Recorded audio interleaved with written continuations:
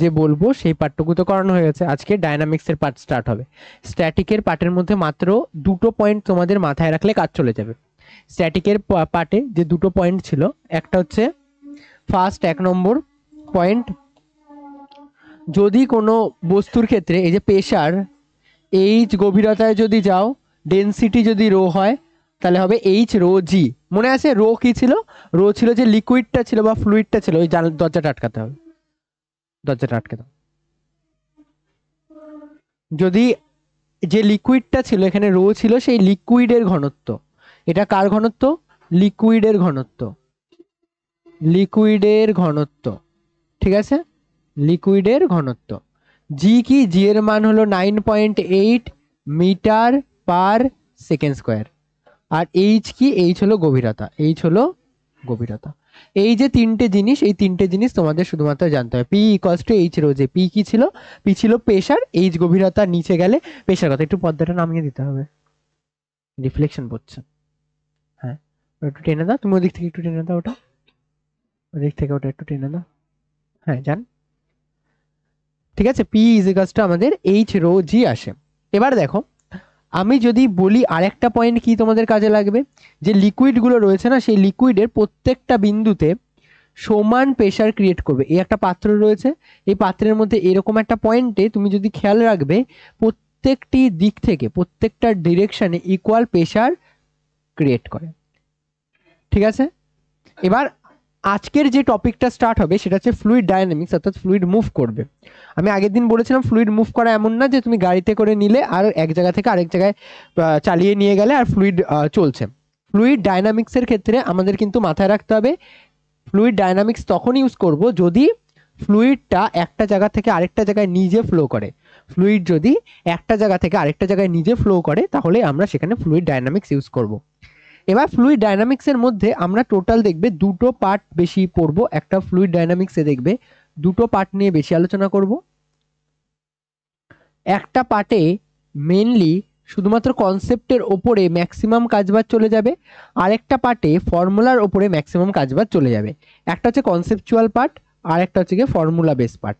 যারা এখনো পর্যন্ত জানো না, যে ফার্স্ট যে চ্যাপ্টারটা উদস্থিতিবিদ্যা, ওটা কিন্তু বাদ চলে গেছে, তাই জন্য ওটা থেকে ওটুকুই এনাফ, আর কিছু দরকার নেই। তাও যেটুকু বলেছি, এর পরের পার্টটা এই সান্দ্রতা পৃষ্ঠটান বলে তোমাদের বইতে লেখা রয়েছে। তোমাদের বইতে চ্যাপ্টার, যেই চ্যাপ্টারটার নাম দেওয়া সান্দ্রতা ও পৃষ্ঠটান, সেই চ্যাপ্টারটা তোমাদের সিলেবাসে রয়েছে, ঠিক আছে। পৃষ্ঠটান 3 নম্বর লেকচারে হবে, অর্থাৎ লাস্ট লেকচারে হবে। আজকের যে ক্লাস, আজকের ক্লাস মেনলি সান্দ্রতার উপরে। এবার দেখো, এই যে ফ্লুইড ডায়নামিক্সের কথা বললাম, এটাতে যে বললাম যে মেনলি তিনটে কনসেপ্ট থাকবে, সেই তিনটে কনসেপ্টের মধ্যে আমরা, তিনটে কনসেপ্ট বলছি, কনসেপ্টের মধ্যে আমরা কি কি পড়বো?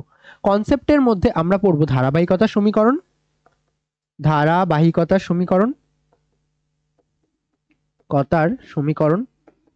2 নম্বর যে কনসেপ্ট রয়েছে সেটা হচ্ছে গিয়ে সান্দ্রতাঙ্কের কনসেপ্ট, সান্দ্রতাঙ্ক, সান্দ্রতাঙ্ক।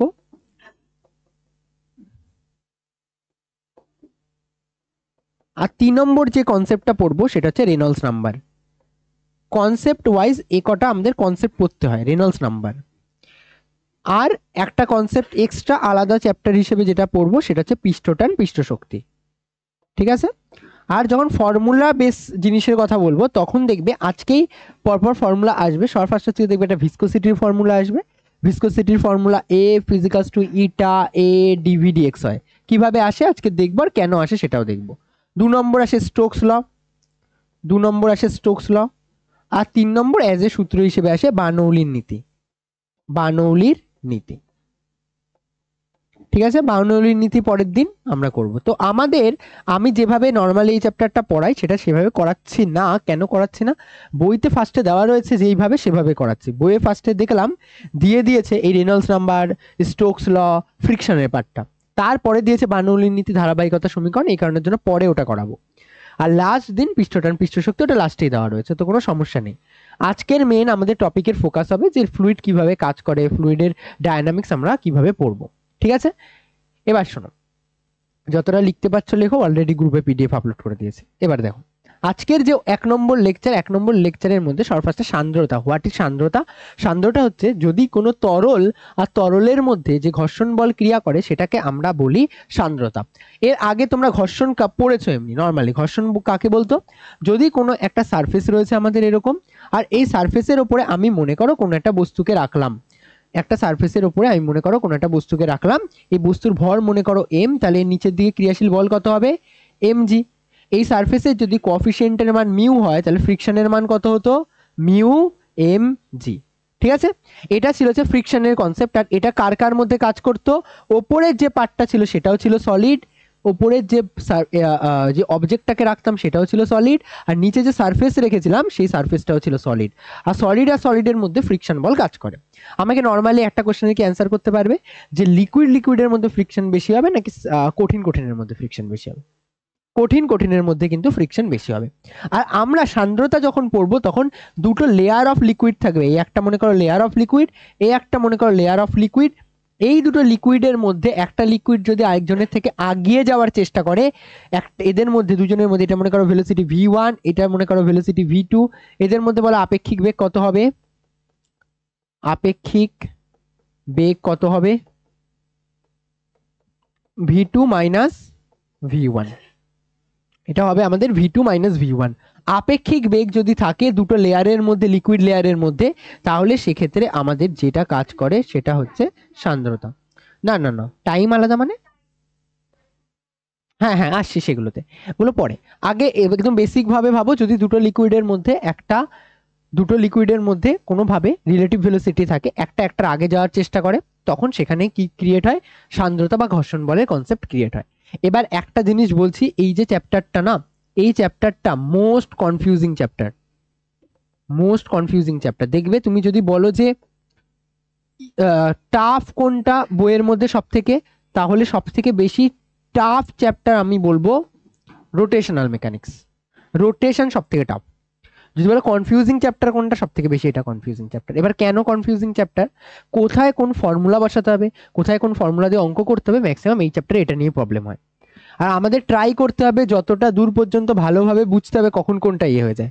আমি এটুকু গ্যারান্টি দিতে পারি, যদি পরপর 3টে ক্লাস ঠিক মতন ভাবে করো, এটা মোস্ট ইজি চ্যাপ্টার মনে হবে। কেননা এটার মধ্যে কনসেপ্ট না একদম ধরে নেওয়ার মতন আর নিজে বোঝা যায় এমন টাইপের চ্যাপ্টার। ঠিক আছে, তো তোমাদের বাড়িতে একটা হোমওয়ার্ক থাকবে, সান্দ্রতা আর ঘর্ষণ বলের মধ্যে পার্থক্য কোথায়। এবার আমি তোমাদের বলে দিচ্ছি, বাড়িতে নিজেরা গিয়ে লিখে নেবে, বাকি আমি সব মানে ছোট করে জিনিসটা ভালোভাবে বুঝিয়ে দিচ্ছি।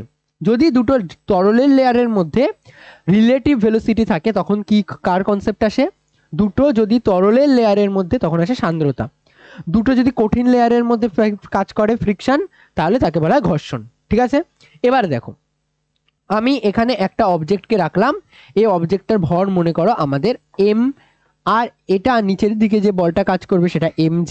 এটা এসেছিল আমাদের F = মিউ mg, তাই না? এটা এখানে মিউ কিসের উপর ডিপেন্ড করছিল? মিউ কি ফ্যাক্টর ছিল? এই যে সারফেসটা আমরা রেখেছি এই সারফেসের প্রকৃতির উপর ডিপেন্ড করছিল, তাই না? সারফেসের প্রকৃতির উপর নির্ভরশীল, সারফেসের প্রকৃতি কেমন হবে তার উপর নির্ভর করে। এবার আমি একটা জিনিস তোমাদেরকে বলছি, শোনো। আমি মনে করো এখানে একটা অবজেক্টকে, এই আবার আগের বারের মতন এই অবজেক্টটাকে আমি এখানে রাখলাম, এটা আমার সারফেস। এবার সারফেস এটা। এবার এই সারফেসে আমি ডিসিশন নিলাম এই যে অবজেক্টটা রয়েছে এই অবজেক্টটাকে এনে রাখবো। এবার আমি অবজেক্টটাকে এভাবে ফার্স্টে রাখলাম, কোনো প্রবলেম আছে কারো? নেই। এবার আমি যদি বলি যে পরের কেসে আমি এই যে সারফেসটা রয়েছে এই সারফেসটাকে আমি এভাবে না রেখে আমি এভাবে ঘুরিয়ে দেব। এবার ঘুরিয়ে দিলে সারফেসটা এভাবে এক্সিস্ট করবে। দেখে মনে হয় যে এবার হয়তো এই বস্তুটাকে ঠেলতে তুলনামূলক বেশি কষ্ট হবে, আর এই সারফেসটাকে দেখে মনে হয় যে এটাতে কম কষ্ট হবে। কেন কম কষ্ট হবে বলবে স্যার? এটার ক্ষেত্রে m ভরের বস্তু, নিচের দিকে mg বল কাজ করলেও এর এরিয়া বেশি এমন মনে হয়, কিন্তু বাস্তব ক্ষেত্রে দেখো তুমি তা কিন্তু হয় না। বাস্তব ক্ষেত্রে তুমি যদি ফ্রিকশনের কনসেপ্ট পড়ো তাহলে এটা কত আসবে? Mu mg। এটাও কত আসবে? Friction mu mg। তার মানে দুটোর ক্ষেত্রে এই ফ্রিকশনের মান কি আসছে? মিউ mg করেই আসছে, দুটোর ক্ষেত্রেই সেম। আমি যদি বলি এটার জন্য, এই যে ফার্স্ট যে কেসটা রয়েছে এটার জন্য এরিয়া a1, আমি যদি বলি এটার জন্য এরিয়া a2, তুমি বলবে sir area a1 obviously a2 এর থেকে বড়, বাট ফ্রিকশনের মান দেখো দুজনের ক্ষেত্রে সেম। তো আমাদের যেটা মনে হয় সেটা দিয়ে কাজ না, আমাদের কিন্তু রিয়েল লাইফে যে জিনিসটা হয় সেটা আমাদের বুঝতে হবে। আমাদের নর্মালি মনে হয় যে হয়তো একটা বস্তুকে যদি এরকম ভাবে রাখি ঠেলতে বেশি সুবিধা হয় না, মাথায় রাখতে হবে একটা অ্যাডভান্টেজ অল্প পাওয়া যায়। সেই অ্যাডভান্টেজটা কিসে? সেন্টার অফ মাসের। ওটা ফ্রিকশনের জন্য অ্যাডভান্টেজ পাওয়া যায় না, ওটাকে যদি এভাবে নাও তাহলে সেন্টার অফ মাসের, কিন্তু যদি তুমি এভাবে নাও আবার ওই বস্তুটা পড়ে যাওয়ার চান্সও বেশি থাকে। ঠিক আছে, তো এবার এবার আচ্ছা তাহলে স্যার নর্মালি আপনি কি বলতে চাইছেন যে যদি একটা অবজেক্টকে এরকম ভাবে ধাক্কা মারি আর এরকম ভাবে ধাক্কা মারি দুটো কেস এক হবে না? তুমি নিজেও জানো রিয়েল লাইফে কোনটা বেশি ইজি? এটা বেশি ইজি সরানো। কেন বলো তো ইজি? কে বলতে পারবে এটা কেন ইজি? আসলে না, এখানে ফ্রিকশন ফোর্সটা শুধু কাজ করে না, এদের দুজনের মধ্যে একটা ইন্টারমলিকুলার ফোর্সও কাজ করে। ইন্টারমলিকুলার ফোর্সটা কি? পৃষ্ঠটান পৃষ্ঠ শক্তিতে শিখবো। দুটো বস্তু যখন এরকম চিপকে থাকে না, ওদের মধ্যেও একটা বল কাজ করে, শুধু ঘর্ষণ বল না। ঘর্ষণ বল তো তড়িৎচুম্বকীয় বল পড়েছিল, মনে আছে আগের বার একটা লাইনে লেখা ছিল যে এটা কোন টাইপের ফোর্সের মধ্যে পড়ে? ইলেকট্রোম্যাগনেটিক ফোর্সের মধ্যে পড়ে। ছেড়ে দাও সেসব। তো আমাদের এমনি মাথায় রাখতে হবে নর্মালি এখানে যে কঠিনের যে বিষয়টা, এটা কিন্তু ক্ষেত্রফলের ওপর নির্ভর করে না। কিন্তু আমি যদি একটা তরলের কথা ভাবি, তুমি ভেবে দেখো, এখানে আমি এই একটা মনে করো ওয়াটার ড্রপলেট নিলাম আর একটা মনে করো বড় বল নিলাম। মাথায় রাখবে এই বড় বল আর এই ছোট বলের মধ্যে যেটা বড় বল কম্পারেটিভলি সেটাকে মোশন করাতে আমাদের তুলনামূলক বেশি কষ্ট করতে হবে। তাহলে আমাদের মোশন করানোর জন্য কাকে বেশি কষ্ট করতে হবে? এই বড় বলটাকে। কেন? এই বড় বলটার এরিয়া বেশি আর এটার ক্ষেত্রে এরিয়া কম। মাথায় রাখবে যার এরিয়া কম তাকে মুভ করানো আমাদের তুলনামূলকভাবে সহজ হয়। কার ক্ষেত্রে? তরলের ক্ষেত্রে। কার ক্ষেত্রে? এটা তরলের ক্ষেত্রে। কঠিনের ক্ষেত্রে কিন্তু না। এটা হচ্ছে তরলের জন্য, যদি কোনো তরলের মধ্যে এটাকে নিমজ্জিত করো। বুঝতে পারলে? তাহলে 1 নম্বর পয়েন্ট হিসেবে কি লিখতে পারো? কঠিন আর কঠিনের মধ্যে ঘর্ষণ কাজ করে, তরল আর তরলের মধ্যে সান্দ্রতা কাজ করে। 2 নম্বর পয়েন্ট কি লিখবে? সান্দ্রতা তরলের এরিয়া যে সারফেস রয়েছে বস্তু, সেই সারফেসের উপর নির্ভর করে। কিন্তু যদি আমরা ঘর্ষণের কথা বলি তাহলে তখন কোনো দেখো এরিয়া ফ্যাক্টর নেই, কোনো এর উপর কোনো ডিপেন্ডেন্সি নেই। ক্লিয়ার? নেক্সট টপিকে এগোচ্ছি। ঠিক আছে, এটা হচ্ছে ফার্স্ট কোশ্চেন আসে এখান থেকে। এবার দেখো, আমাদের প্রবাহী মূলত সিলেবাসে 2 রকমের রয়েছে আর 2 রকমেরই প্রবাহী হয়। প্রবাহী মানে যেটা একটা জায়গা থেকে আরেকটা জায়গায় প্রবাহিত হতে পারে। প্রবাহী 2 রকমের হয়, একটাকে আমরা বলি ধারারেখ প্রবাহ বা শান্ত প্রবাহ। ধারারেখ প্রবাহ বা শান্ত প্রবাহ। ধারারেখ প্রবাহ বা শান্ত প্রবাহ, এটাকে ইংলিশে বলে স্ট্রিম লাইন ফ্লো। এটাকে কি বলে? Stream line flow. আর একটা হয় বিক্ষুব্ধ, রেগে মেগে যে প্রবাহটা চলছে সেটাকে আমরা বলি বিক্ষুব্ধ প্রবাহ। বিক্ষুব্ধ প্রবাহের আরেকটা নাম হলো কি বলো? টার্বুলেন্ট। এটাকে কি বলে? Turbulent flow. তাহলে আমাদের ফ্লো ক টাইপের হয়? 2 টাইপের হয়। কি কি? একটা হচ্ছে গিয়ে ধারারেখ প্রবাহ মানে স্ট্রিমলাইন ফ্লো, আরেকটা টার্বুলেন্ট ফ্লো বা বিক্ষুব্ধ প্রবাহ, এটা আরেকটা নাম অশান্ত প্রবাহ। ঠিক আছে, এবার আমাদের জানতে হবে এই যে ফ্লুইডের ক্ষেত্রে 2 টাইপের ফ্লুইড হয়, কিভাবে আমরা ডিনোট করি। এই ডিনোট করাটার আগে আমি একটা ছোট্ট জিনিস তোমাদেরকে বলবো। আমরা আগের দিন বলেছিলাম মনে আছে যে ফ্লুইডগুলোকে অবভিয়াসলি আইডিয়াল ফ্লুইড হতে হবে বা আদর্শ ফ্লুইড হতে হবে। আইডিয়াল ফ্লুইড বা আদর্শ হতে হবে, মাথায় আছে? কেউ মনে আছে যে আদর্শ ফ্লুইডের কি কি বৈশিষ্ট্য ছিল? 3টে পড়িয়েছিলাম, 3টে বৈশিষ্ট্য পড়িয়েছিলাম, ছোট্ট করে একদম বলে দিয়েছিলাম 3টে বৈশিষ্ট্য হয়। পড়াশোনা করো বাড়িতে। 1 নম্বর এটা ছিল ভর। ভর অপরিবর্তিত থাকবে, মানে ভরের মান বা মাসের মান কনস্ট্যান্ট হবে। 2 নম্বর কি ছিল? ভলিউম কনস্ট্যান্ট হবে। এই দুটো 2 আর 3-এ লিখেছিলাম আমি। ফার্স্ট পয়েন্ট কি ছিল? অসংনম্য বা ইনকম্প্রেসেবল হতে হবে। আচ্ছা, ইনকম্প্রেসেবল মানে যেটাকে কম্প্রেস করা যাচ্ছে না। যেই লিকুইডটাকে কম্প্রেস করা যায় না তার ডেনসিটি পরিবর্তন করা পসিবল না।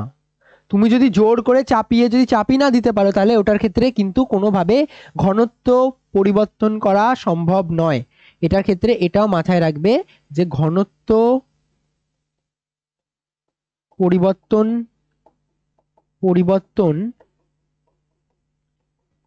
সম্ভব নয়। ক্লিয়ার? ঘনত্ব পরিবর্তন সম্ভব নয়। ইনকম্প্রেসিবল মানে হচ্ছে কি যাদের ক্ষেত্রে চাপ দিলেও ওরা চাপবে না। চাপ যদি না চেপে যায় তাহলে ঘনত্ব পরিবর্তন হবে না। তার মানে এখানে এটা থেকে এই পয়েন্টটা বলতে পারি এটার জন্য রো এর মান কনস্ট্যান্ট। রো কি? ডেনসিটি। ঠিক আছে, আদর্শ ফ্লুইডের কথা বৈশিষ্ট্য ছিল। আজকের একটা বৈশিষ্ট্য অ্যাড হবে, আমাদের যে আদর্শ ফ্লুইড হবে সেটা হচ্ছে ইরোটেশনাল। ইরোটেশনাল মানে যেটা কোনো ঘুরবে না। মানে মনে করো তুমি এই যে জলের মধ্যে এরকম ভাবে মনে করো টার্বুলেন্সি ক্রিয়েট করো, ওটা করা যাবে না। একটা জায়গায় মনে করো তুমি জল হাত দিয়ে নাড়িয়ে দিলে, ওটা করা যাবে না। আমাদের সিলেবাসে ইরোটেশনাল মানে কৌণিক বেগ বা ওমেগার মান কত হবে? 0। আচ্ছা, যদি ওমেগার মান 0 হয় টর্কের মান কত হবে?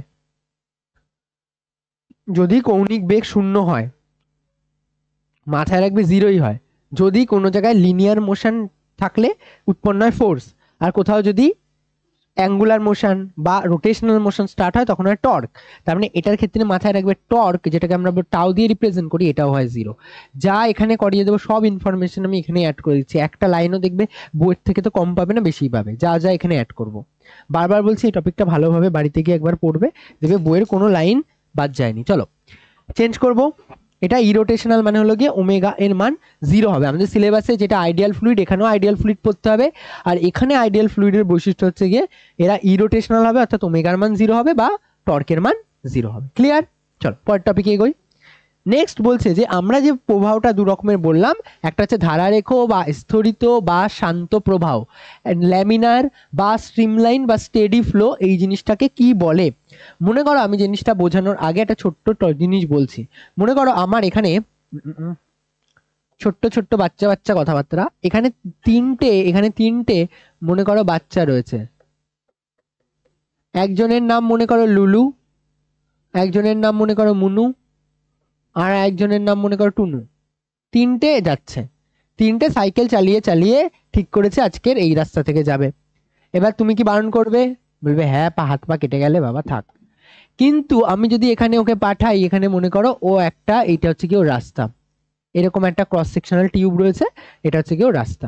এবার ও এই রাস্তা থেকে তিনজন মিলে, আরে মেরেছে রে, এটাকে কানটান, হ্যাঁ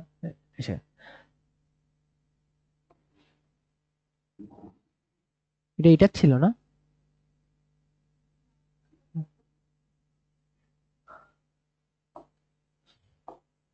কেটে বুঝতে পারছে না তাই করে দিলাম। খুব কঠিন হয়ে গেল মনুটা না লিখলে। দেখ ভাই, এবার এই যে তিনটে জিনিস রয়েছে, এবার আমি কি করলাম, এটাকে নিয়ে এই যে এই তিনটে,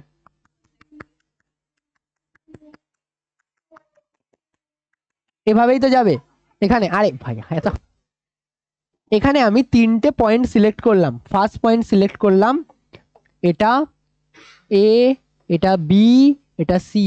এবার আমাকে বলো, যদি এই যে এই একটা সাইড থেকে টুন্নু মুন্নু আর লুলু যদি পাস করে, তাহলে এ বি সি তিনটে পয়েন্ট দিয়ে যেতে হবে কি হবে না? যেতেই হবে এ বি সি তিনটে পয়েন্ট থেকে। এবার মনে করো এরা সবাই যদি এভাবে, যে তিনটে ব্যক্তি যদি এভাবে যেতে যেতে যেতে যেতে যেতে যেতে এভাবে যাবে, এখানে যাবে, আবার এখানে যাবে, এখানে বেরিয়ে যাবে। এবার আমি ফার্স্ট কেসে যদি আমি বলি যে এই যে এরা ফার্স্টে 10 মিটার/সেকেন্ড নিয়ে এই জায়গা থেকে ফ্লো করছে, আমাকে একটা জিনিস বলো, যদি ওরা এখান থেকে এই পর্যন্ত পাস করতে হয়, কোনো রকম ধাক্কা খাবে না, লাইন টু লাইন মেনটেন করে চলবে, তাহলে কি সবার স্পিড সবকটা সময় একই থাকতে হবে? না, বড় স্পিড বাড়াতে কমাতে পারবে, কিন্তু যখন যায় স্পিড গ্যাপটা সেম রাখতে হবে। যদি এই তিনটে বাচ্চা এখানে যখন ছিল, এরা যদি এখানে 10 মিটার/সেকেন্ড নিয়ে যায়, যাক কোনো সমস্যা নেই। যখন এখানে যাবে 20 মিটার/সেকেন্ড নিয়ে যায়, তাহলে তিনজনেরই 20 মিটার/সেকেন্ড নিয়ে যেতে হবে। এখানে যদি 30 মিটার/সেকেন্ড করে, তাহলে এখানে 30 মিটার/সেকেন্ডই করতে হবে, নয়তো ধাক্কা খেয়ে যাবে। কেউ একজন স্লো হয়ে গেলেও ধাক্কা খাবে, কেউ একজন বেশি জোরে গেলেও ধাক্কা খাবে। স্ট্রিম লাইন ফ্লোর কনসেপ্ট এটা। স্ট্রিম লাইন ফ্লোর কনসেপ্ট এটা না যে ভেলোসিটি কনস্ট্যান্ট থাকবে। স্ট্রিম লাইন ফ্লোর কনসেপ্ট হচ্ছে প্রত্যেকটা বিন্দুতে ভেলোসিটির কনস্ট্যান্ট থাকবে। পুরো পথে ভেলোসিটি কনস্ট্যান্ট থাকবে বলবে না। কোথায় কনস্ট্যান্ট থাকবে? প্রত্যেকটা বিন্দুতে। এখানে 10 মিটার/সেকেন্ড, মনে করো এখানে 20 মিটার/সেকেন্ড, 20 মিটার/সেকেন্ড, আর এখানে মনে করো 30 মিটার/সেকেন্ড। তার মানে আমরা কি বলতে পারি যে কনসেপ্ট কি? কনসেপ্ট হচ্ছে প্রতিটি বিন্দুতে কি করতে হবে, প্রতিটি বিন্দু, আরে ব্যাঙের মাথা উত্তপ্ত করে দেয় মাঝে মাঝে।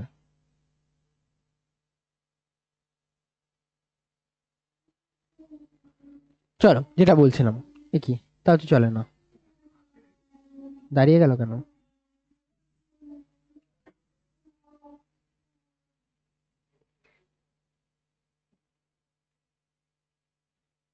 হুম, तुझे अपना होगा, ये কি ऐसा हूँ, হ্যাঁ। তো এখানে যখন চলছে তখন 10 মিটার পার সেকেন্ড, এখানে যখন চলবে 20 মিটার পার সেকেন্ড, এখানে যখন চলবে তখন 30 মিটার পার সেকেন্ড। তার মানে কনসেপ্ট কি, এখানে প্রতিটি বিন্দুতে প্রতিটি বিন্দুতে বেগের মান বেগের মান সমান হবে, মান সমান হবে। পুরো পথে সমান হবে না, প্রতিটি বিন্দুতে সমান হবে, বোঝা গেল? এবার শোন, একটা পয়েন্ট এটা মাথায় রাখবে।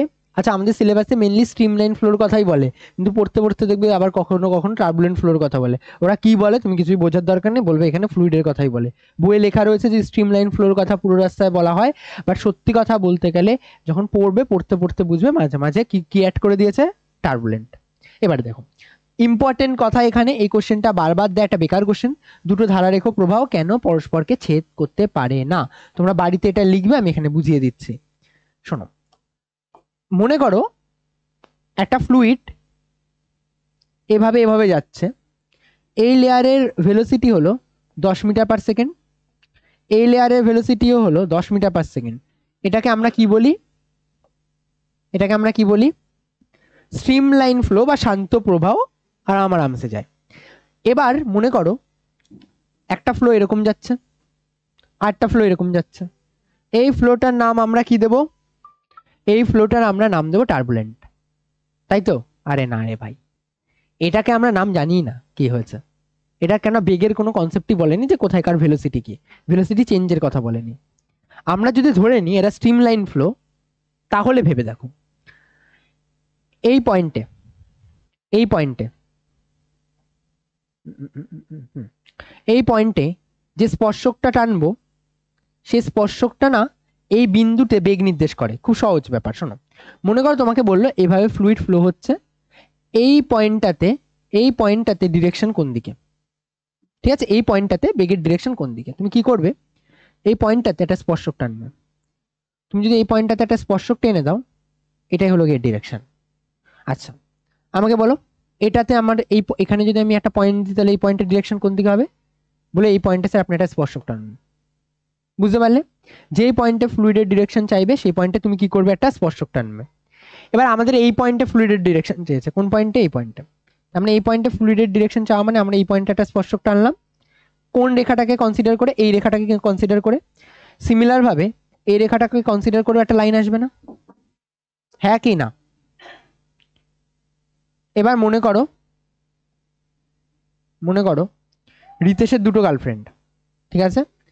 একটা গার্লফ্রেন্ড চায়, ঠিক আছে, একটা মনে করো যেতে চায় সায়েন্স পার্কে, এদিকে এদিকে সায়েন্স পার্কে, আরেকটা মনে করো 2 নম্বর যে রয়েছে সে মনে করো যেতে চায় মানালি, ঠিক আছে? এবার একই দিনে ওদের ডেট ফিক্স হয়েছে। রিতেশের অপশন যে কোনো একটাই পসিবল না, রিতেশ কি দুদিকে যেতে পারবে একবারে? পারবে না। তার মানে এই ফ্লুইডটাও যখন ফ্লো হয় তখন ওর অপশন একটা হচ্ছে এদিকে যাওয়ার, আর একটা অপশন হচ্ছে এদিকে যাওয়ার। যদি এমন হয়ে যায় তাহলে তো যেতে পারবে না। যদি একটা ফ্লুইড কখনো দুটো ধারারেখ প্রবাহ পরস্পরকে ইন্টারসেক্ট করে কখনো, তাহলে দেখো এ এখানেও যেতে চাইবে, এদিকেও যেতে চাইবে, যেটা কখনো পসিবল হয় না। তার মানে যদি ধারারেখ প্রবাহ কোথাও থাকে তাহলে কোনোদিন ইন্টারসেক্ট করবে না, আর যদি ধারারেখ প্রবাহ না, আর যদি ইন্টারসেক্ট একবার করে যায় তাহলে টার্বুলেন্সি ক্রিয়েট হয়ে যাবে। কথা বুঝতে পারলে? একবার যদি ইন্টারসেক্ট করে যায় তখন কি হয়ে যায়? টার্বুলেন্সি। ভেবে দেখো, দুই দিক থেকে দুটো লিকুইড আসছে, আরামসে আরামসে আরামসে আরামসে আরামসে, দুদিক থেকে ধাক্কা খেলে ওখানে একটা টার্বুলেন্স ক্রিয়েট হবে। বুঝতে পারলে? দুটো বাস আসছে, ক্লিয়ার? তেমন এখানে তার মানে কি হয়ে যাচ্ছে? দুটো ডিরেকশন হয়ে যাচ্ছে, আর দুটো ডিরেকশন হওয়া পসিবল না। একই বিন্দুতে দুটি অভিমুখ পসিবল না।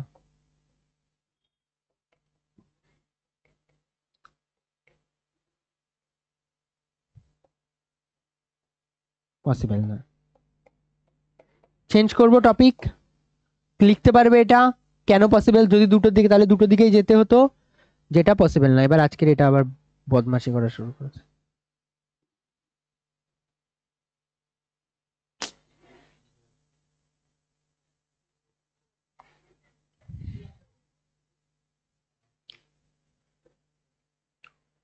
মাঝে মাঝে কি যে হয় এটার।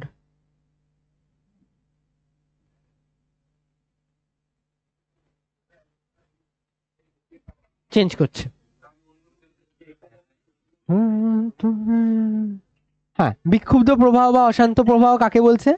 যখন একটা লিকুইড লেয়ার আরেকটা লিকুইড লেয়ারের থেকে আগে যাচ্ছে। এই একটা লিকুইড লেয়ার আছে মনে করো এখানে, এখানে এই একটা লিকুইড লেয়ার আছে, এই লিকুইড লেয়ারের বেগ মনে করো 2 মিটার/সেকেন্ড।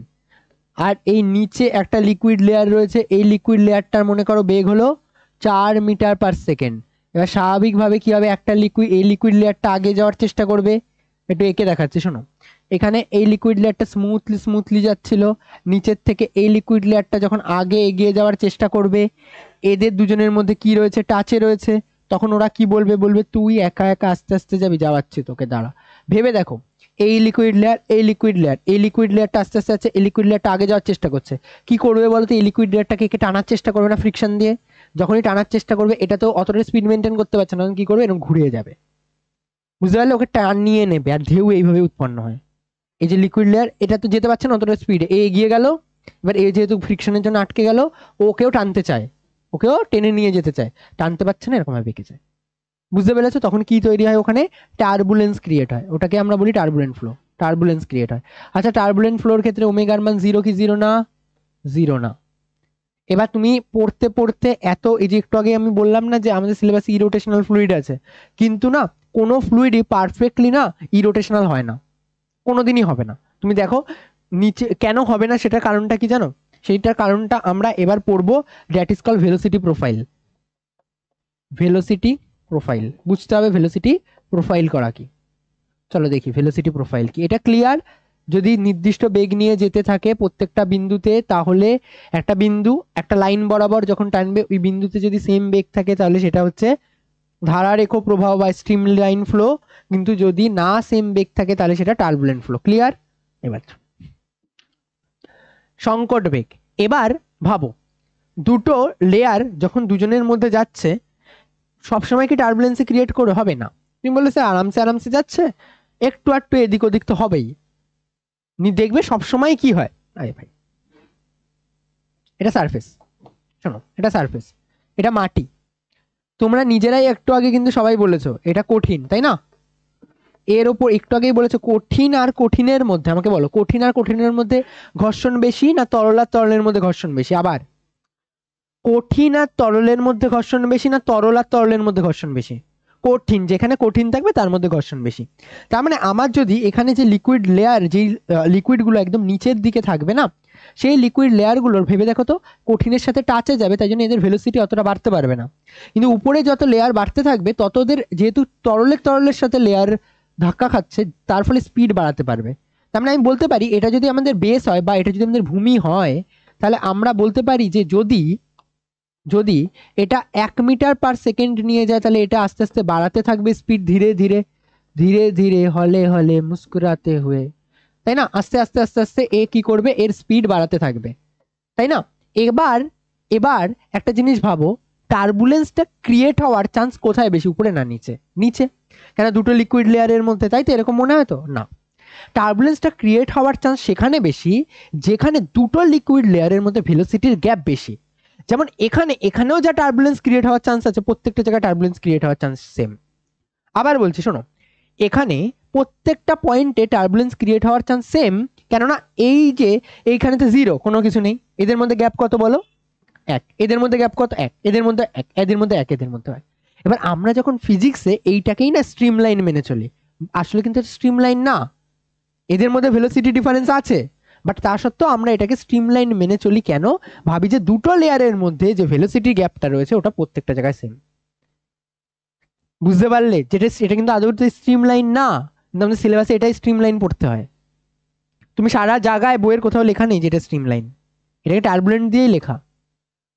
কিন্তু তুমি যদি ভুল, মানে ওরকম ভাবে যদি ভাবো, একটা অঙ্কও মিলবে না, একটা কনসেপ্টও ঠিক মতন রেডি হবে না। কনসেপ্ট ধরো, কনসেপ্টে এটাকে ওরা মেনে চলেছে স্ট্রিমলাইন।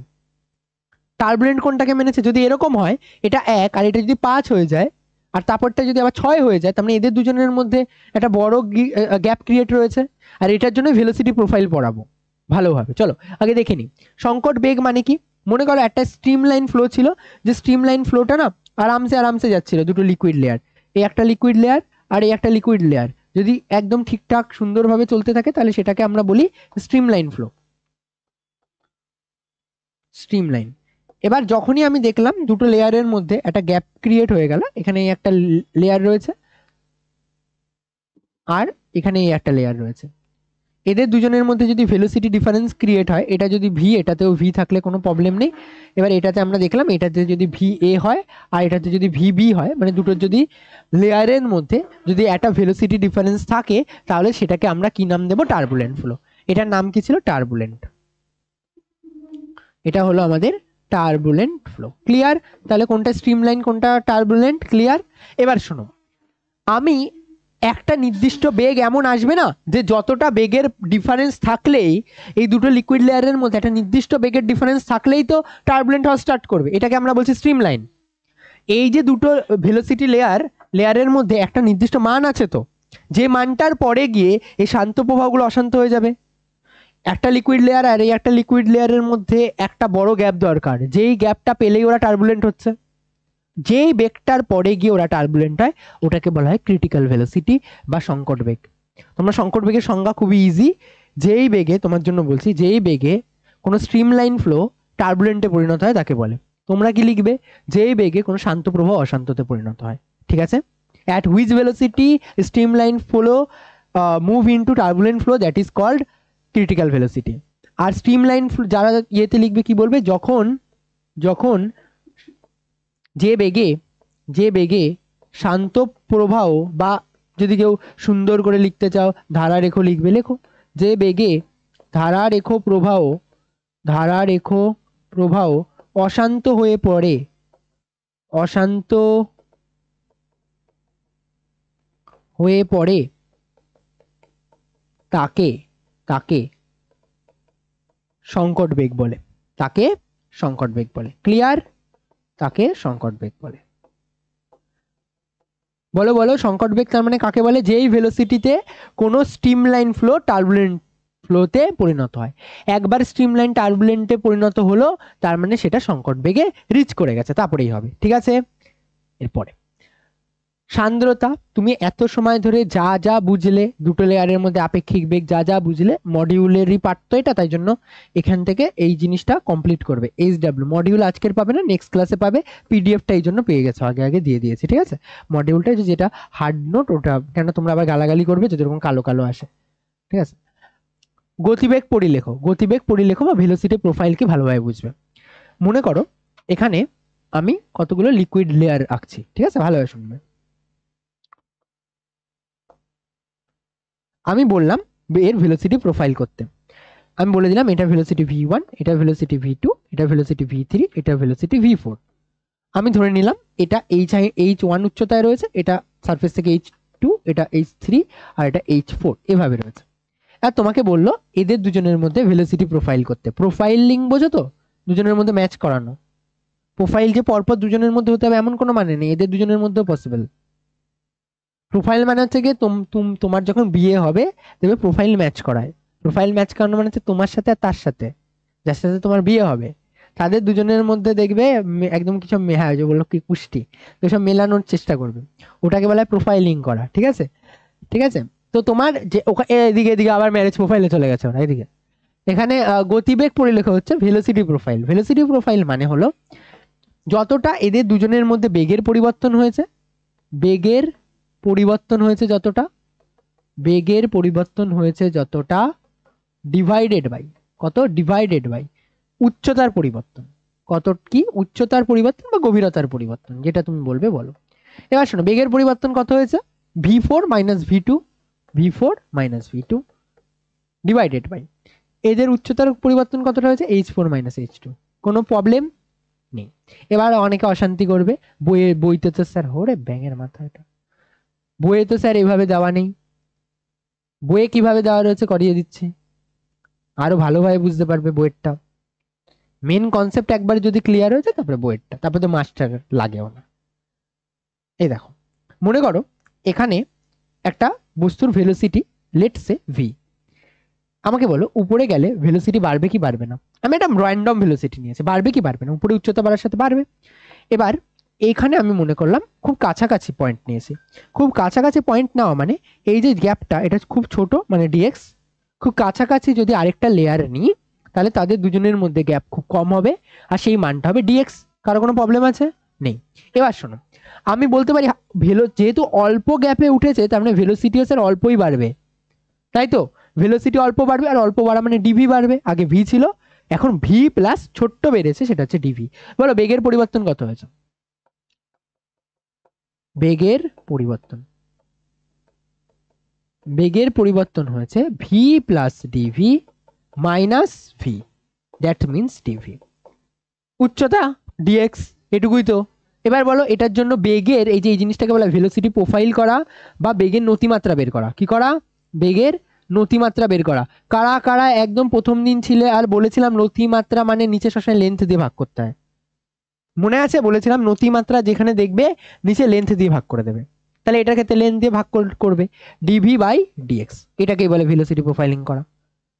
বুঝতে পারলে? এটা খুব ইম্পর্টেন্ট, বারবার কাজে লাগবে। ভেলোসিটি ততটা ইম্পর্টেন্ট না। কেন এখানে ইম্পর্টেন্ট না? কেন ভেলোসিটি যত বেশিই থাকুক কোনো যায় আসে না, যদি দুটো লেয়ারের মধ্যে ভেলোসিটি ডিফারেন্স না থাকে তাহলে কোনো কাজে লাগবে না। যত দুটো লেয়ারের মধ্যে ভেলোসিটি ডিফারেন্স থাকবে তত বেটার। বুঝতে পারলে? ভেলোসিটি প্রোফাইলিং করা মানে বেগের নতিমাত্রা বের করা। এটাকে বইতে দেখবে লেখা রয়েছে ভেলোসিটি গ্র্যাডিয়েন্ট।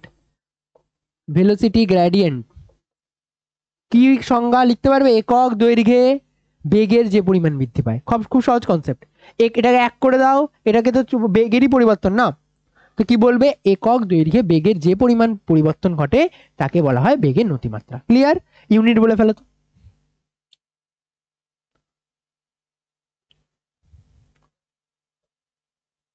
ভেবে ভেবে, হ্যাঁ। এমা এমা খারাপ হয়ে গেছে।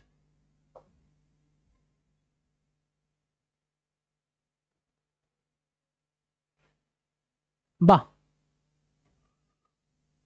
পুরো ডিলিটই হয়ে গেল।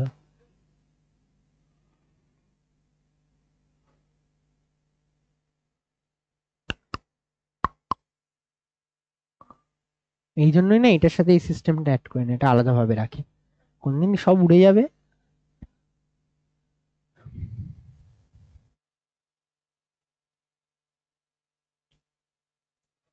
এমা ওটা তো আসলো না, খারাপ হয়ে গেছে, ডিলিট করে দিই।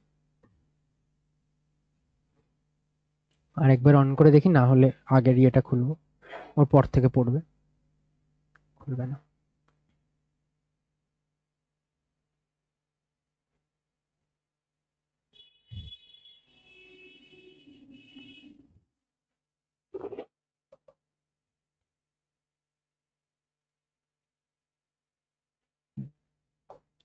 যাই হোক, ভেলোসিটি প্রোফাইল বলছিলাম, কি বুঝতে পেরেছো? নোটস ভাগ্যিস দিয়ে দিয়েছে আগে আগে। এইসবই তো, এই জন্যই তো ঝামেলা এখানে, সব 2 নাম্বারই কাজ পাচ্ছে। হ্যাঁ, এখানে ছিলাম। তো ভেলোসিটি প্রোফাইলিং করা মানে মোট কথা আমাদের ডিভিডিএক্স ফাইন্ড করতে হবে, তাই তো? ডিভিডিএক্স ফাইন্ড করতে হবে। বলো একক কি হবে? একক সেকেন্ড ইনভার্স, টুই metre per second divided by metre, metre metre কেটে গেল 1/সেকেন্ড মানে সেকেন্ড ইনভার্স। তাই ডাইমেনশন কি হবে? t⁻⁻1। এবার একটা জিনিস বলে দিচ্ছি, স্কুলে কিন্তু এই কোশ্চেনটা দেয়, ফালতু কোশ্চেন কিন্তু দেয়, যে বেগের নতিমাত্রা কাকে বলে বা ভেলোসিটি গ্রেডিয়েন্ট কাকে বলে। একদম ইজি বলবে, একক দৈর্ঘ্য বৃদ্ধি করার, একক বেগ বৃদ্ধি করার জন্য একক দৈর্ঘ্য। ঠিক আছে, খুব সহজ কথা, দুটো এক করে দেবে। বা এরকম ভাবে বলতে পারে একক দৈর্ঘ্যে যে পরিমাণ বেগের বৃদ্ধি ঘটে। লিখে নাও, একক দৈর্ঘ্যে যে পরিমাণ বেগের বৃদ্ধি ঘটে তাকে বেগের নতিমাত্রা বলে। শুধু এটুকু লিখে রেখে দাও, একক দৈর্ঘ্যে বেগের যে পরিমাণ বৃদ্ধি ঘটে। ওটা না নোটসে দেওয়া নেই, এটা একটু লিখে নাও। একক দৈর্ঘ্যে, একক দৈর্ঘ্যে বেগের যে পরিমাণ বৃদ্ধি ঘটে তাকে বেগের নতিমাত্রা বলে।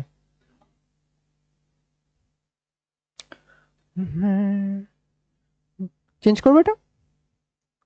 চলো, দু ধরনের বাচ্চা হয়, একটা বাচ্চাকে বলা হয় সান্দ্র তরল বা ভিসকাস লিকুইড, আর একটাকে বলা হয় অসান্দ্র তরল বা নন ভিসকাস লিকুইড। ডিফারেন্স কি দেখো, যেমন ভাবে মিউ এমন কিছু পদার্থ ছিল না যেগুলো হচ্ছে সুপার স্মুথ, যেগুলোর জন্য মিউ এর মান 0 ছিল আগের সেমিস্টারে ঘর্ষণ যখন পড়েছিলাম, তেমন ভাবে যদি এমন কোনো লিকুইড পাওয়া যায় যে লিকুইডগুলো একদম সুপার স্মুথ, তারা কিন্তু এই দেখো সারফেসের সাথে কোনো রকম কন্টাক্টেই যাবে না, তাই না? বলে হয়েছে হচ্ছে যাবো পাশ থেকে স্মুথলি বেরিয়ে যাব। তোমাদের পাড়ায় দেখবে এরকম স্মুথ টাইপের লোকজন থাকে, এরকম ছোট্ট ছোট্ট গলি থাকে, ওখান থেকে বাইক নিয়ে বেরিয়ে যাচ্ছে, ঠিক আছে? একই।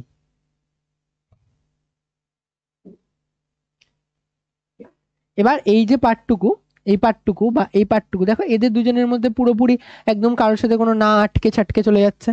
কিন্তু একটু আগে কি বললাম, যখন আমি ভেলোসিটি প্রোফাইল পড়াচ্ছিলাম আমি বললাম না যে নর্মালি কি হবে, নর্মালি এই হলো গিয়ে তোমার সারফেস, আর এই সারফেসের ওপরে, এই নর্মালি তোমার সারফেস, আর সারফেসের ওপরে খেয়াল করো যত তুমি ওপরে যাবে তত ভেলোসিটি বাড়বে, তত ভেলোসিটি বাড়বে।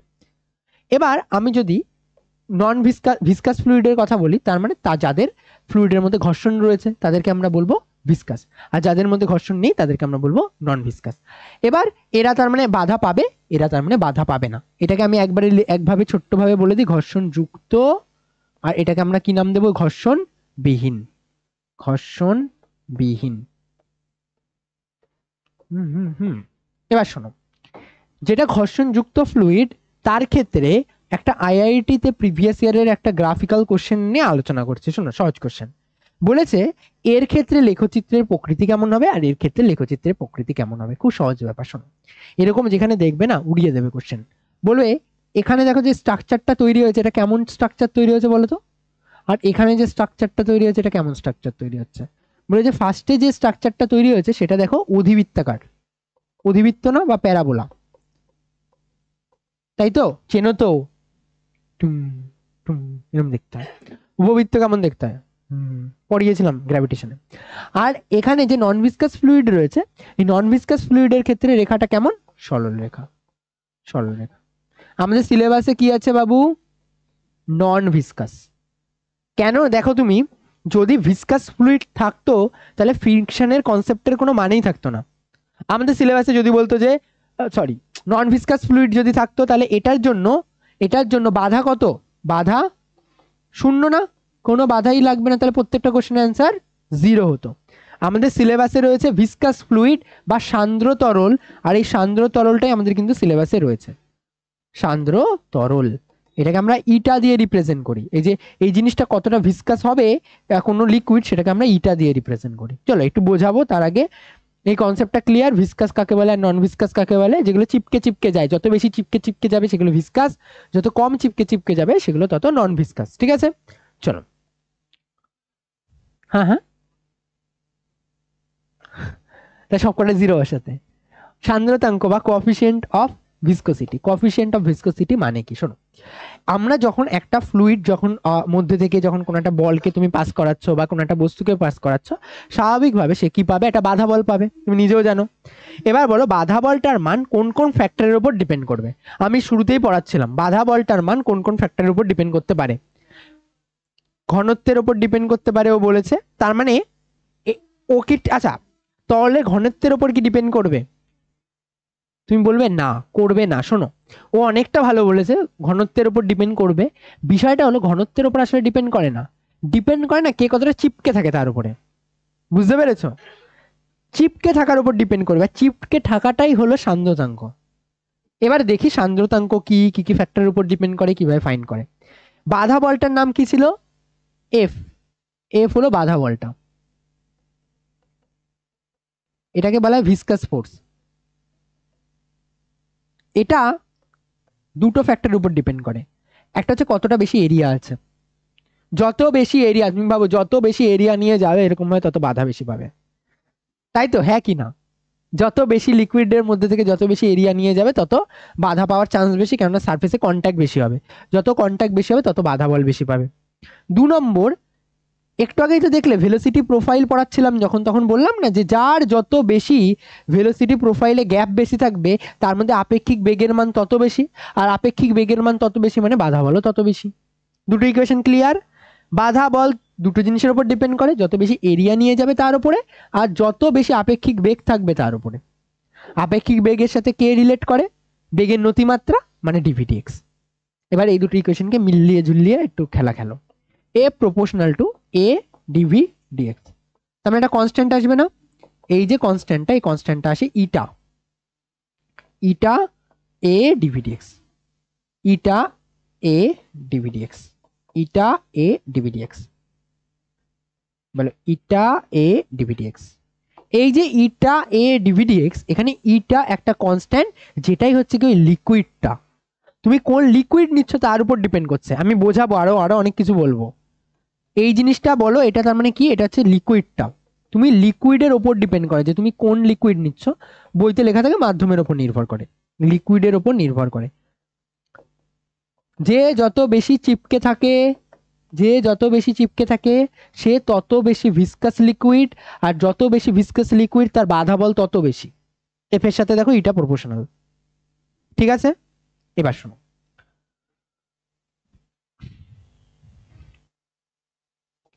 আমরা একটা টার্ম পড়ি ডেনসিটি।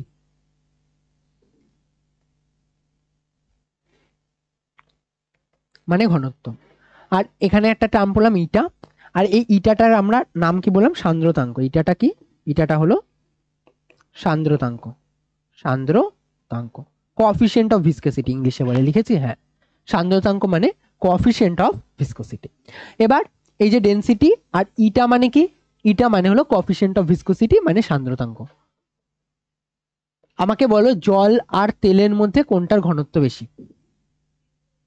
হ্যাঁ বলো বলো, তেল। আরো আরো, জল তো উপরে ভাসে, তেল তো নিচে ডুবে যায়, তাই না? কেন ভুলভাল বলিস বাবা, এগুলো সে ছোটবেলা থেকে পড়িয়ে আসছে। তেলের না ডেনসিটি হয় 800 কেজি পার মিটার কিউব, জলের হয় 1000 কেজি পার মিটার কিউব।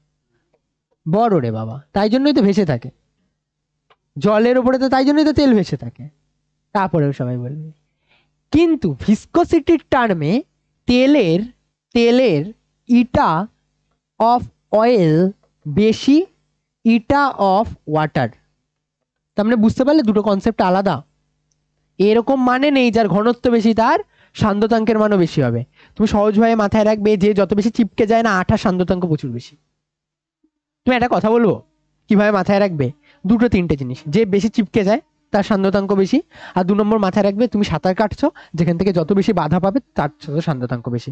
আঠার মধ্যে থেকে মনে করো তুমি সাঁতার কেটে যাবে, সান্দ্রতাঙ্কের মান ভাবো কত বেশি হবে, তাই না? তুমি এত বেশি হবে, এত বেশি হবে, তুমি সাঁতার কেটে বেরোনোটাই তোমার কাছে মুশকিল হয়ে যাবে, ইটার মান বাড়তে থাকবে। বুঝতে পারলে?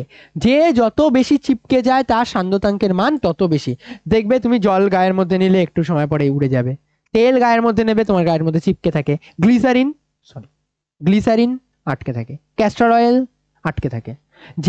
যেই জিনিসগুলো গায়ের সাথে চিপকে থাকে সেগুলো আমরা মাথায় রাখবো সান্দ্র বেশি। যত অসান্দ্র লিকুইড হবে সেগুলো তত ছড়ে যেতে চায়।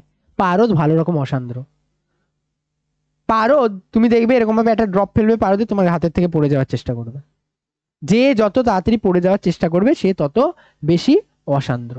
মাথায় রাখবে আরেকটা জিনিস, একটা সান্দ্র পদার্থের উপর যদি আরেকটা অসান্দ্র পদার্থ রাখো, একটা সান্দ্র পদার্থের উপর যদি একটা অসান্দ্র পদার্থ রাখো, অসান্দ্র পদার্থটা তাড়াতাড়ি স্লিপ খেয়ে চলে যেতে চায় বা সান্দ্র পদার্থটাকে দূরে সরিয়ে দিতে চায়, সবসময় তাই হয়।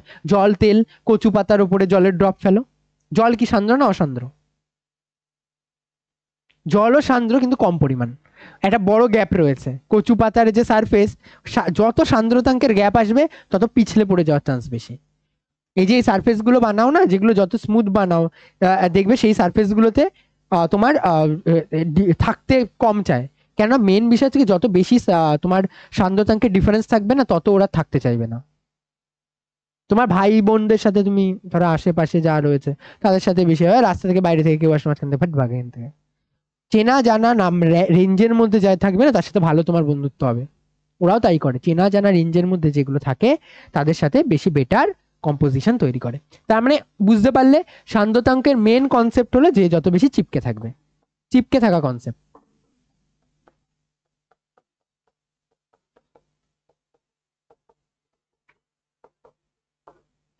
চিপকে থাকা কনসেপ্ট।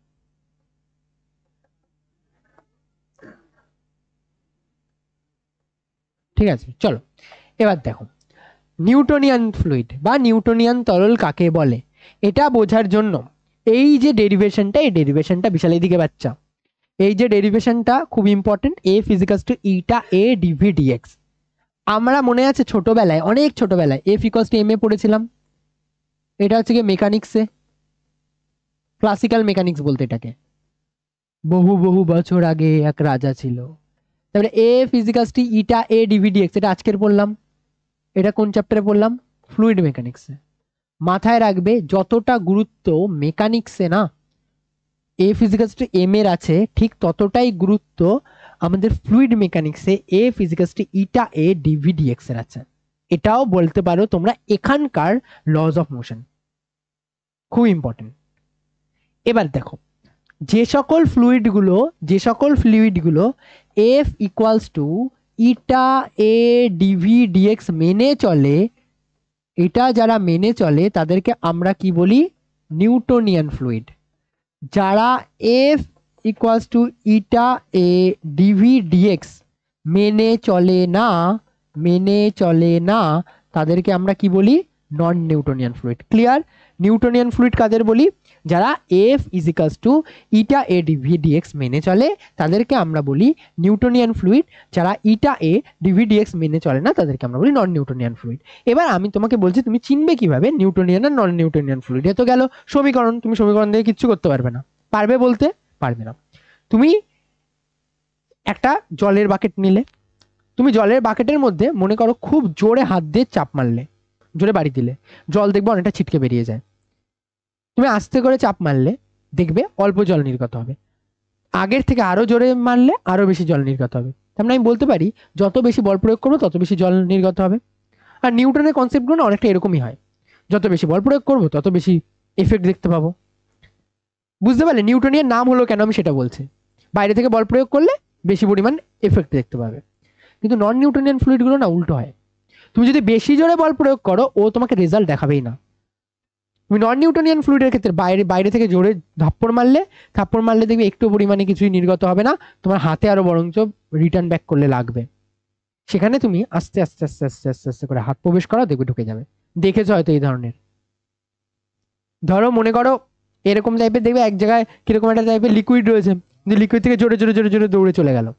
যদি জোরে জোরে জোরে জোরে দৌড়ে চলে যেতে পারে তার মানে সেটা নন নিউটনিয়ান ফ্লুইড। আর যদি জোরে জোরে না যেতে পারে তাহলে সেটা নিউটনিয়ান। ক্লিয়ার?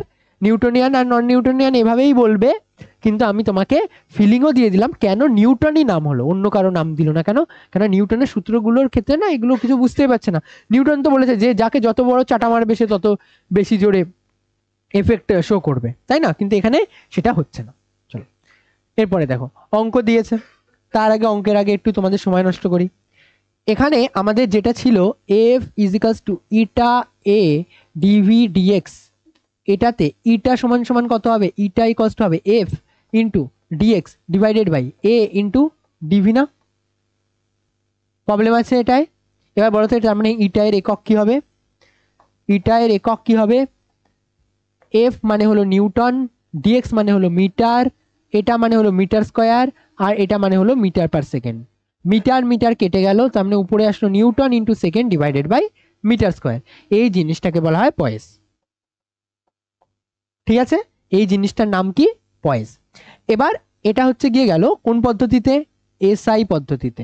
মনে করো তুমি সিজিএস পদ্ধতিতে গেলে, সিজিএস পদ্ধতিতে এই এককটা হয়ে যাবে dyne second divided by centimetre square. ঠিক আছে, দেখো এখানে না একটা জায়গায় একটা জিনিস দেখতে পেয়েছো, নিউটন পার মিটার স্কোয়ার আছে। চাইলে কিন্তু তুমি এটাকে বলতে পারো পাস্কাল ইন্টু সেকেন্ড। বুঝতে পারছো? এই যে এখানে নিউটন পার মিটার স্কোয়ার, এটা মানে কি ফোর্স পার ইউনিট এরিয়া না?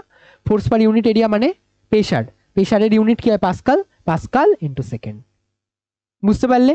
এক পয়েস কাকে বলে বলতে পারবে কেউ? এক পয়েস কাকে বলে? এক পয়েস, এক খেয়াল করে দেখো ইটা একদম আমি সহজভাবে বলছি, শোনো। ইটা নিজেরাই বলবে তারপরে, eta is equals to F DX divided by A DV, right? আমি বলতে পারি যদি এফ এর মান 1 নিউটন বল প্রয়োগ করা হয়, ওই যে ভেলোসিটি প্রোফাইলে যে গ্যাপটা ছিল সেই গভীরতার গ্যাপটা যদি 1 মিটার হয়, এরিয়ার মান যদি 1 মিটার স্কোয়ার হয়, আর ভেলোসিটির যে পরিবর্তন সেটা যদি 1 মিটার/সেকেন্ড হয়, তাহলে যে পরিমাণ সান্দ্রতাঙ্ক পাবো সেটা হলো 1 পয়েস। লিখতে পারবে? প্রত্যেকটার মান 1 করে দিয়ে লাস্টেরটা তাহলে এমনি 1 হয়ে যাবে। প্রত্যেকটার মান ইন্ডিভিজুয়ালি 1 করবে, তাহলে লাস্টেরটার মান এমনি 1 হয়ে যাবে। ক্লিয়ার? চলো আমাকে বলে ফেলে এটা ডাইমেনশন কি হবে। ডাইমেনশন ডাইমেনশন ডাইমেনশন টুইটি করে বলে ফেলো ডাইমেনশন। ডাইমেনশন কি হবে খেয়াল করে দেখো, ইটা ভেরি গুড। কে বলছে? কে বললো? ইটা ইকুয়ালস টু আসবে এম এল টি কি পাওয়ার -2, এক্স এর হচ্ছে এল ডিভাইডেড বাই এ হলো এল স্কোয়ার, আর এটা কত আসবে এল টি কি পাওয়ার -1। দেখো একটা এল কেটে গেল, এখান থেকে এল স্কোয়ারের থেকে একটা এল কেটে গেল, তাহলে এম এল ইনভার্স টি কি পাওয়ার -1টা উপরে উঠে গেলে টি কি পাওয়ার 1, আর 1 হয়ে গিয়ে টি কি পাওয়ার -1। আমি বারবার বলবো, এটা মনে রাখবে, এটা বারবার বলছি, এটা খুব ইম্পর্টেন্ট। একটু পরে আবার জিজ্ঞাসা করবো যেন তখন সবার মুখে আসে। কি কত হবে? এম কি পাওয়ার 1 এল কি পাওয়ার -1 টি কি পাওয়ার -1, এম কি পাওয়ার 1 এল কি পাওয়ার -1 টি কি পাওয়ার -1, 1 -1 -1 1 -1 -1। ঠিক আছে, চেঞ্জ করবো এটা। চলো এটা লিখে নিতে পারবে। 1 পয়েস কাকে বলে? 1 পয়েস ডেফিনেশন, পয়েসের সংজ্ঞা।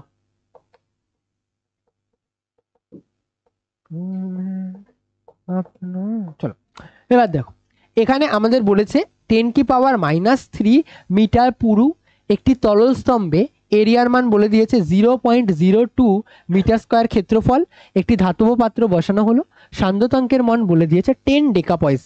মাথায় রাখবে এই যে ডেকাপয়েস, এটা এসআই পদ্ধতিতে সান্দ্রতাঙ্কের ইউনিট।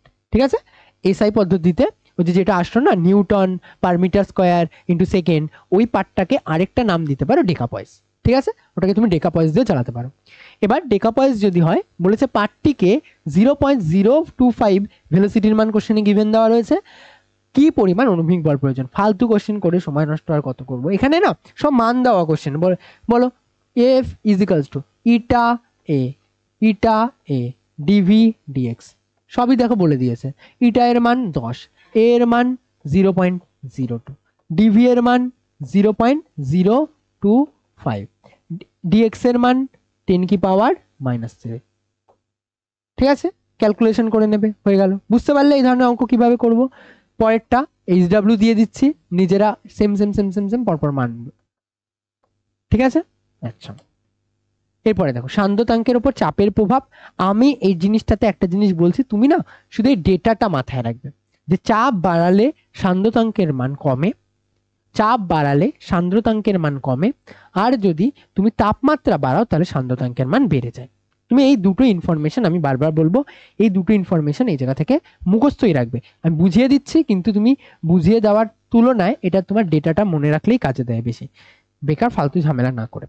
সবার ফার্স্ট হচ্ছে গিয়ে যে কেন সান্দ্রতাঙ্কের মান চাপ বৃদ্ধির সাথে সাথে সান্দ্রতাঙ্কের মান ধীরে ধীরে বাড়ে। মনে করো তুমি কোনো একটা জায়গায়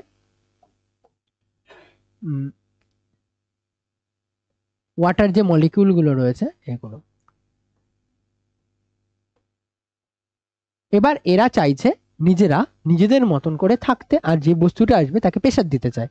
তুমি ইচ্ছে করে বাইরে থেকে জোরে বল প্রয়োগ করলে, প্রেসার দিলে দুটো সাইড থেকে, যেই মাত্র তুমি প্রেসার দেবে, এখানে যে পার্টিকেলটা থাকবে বা যেখানে যে বস্তুটা থাকবে, এই বস্তুটা কি করবে এর মধ্যে, আরে ফ্যাং, হ্যাঁ, এখানে যে বস্তুটা থাকবে,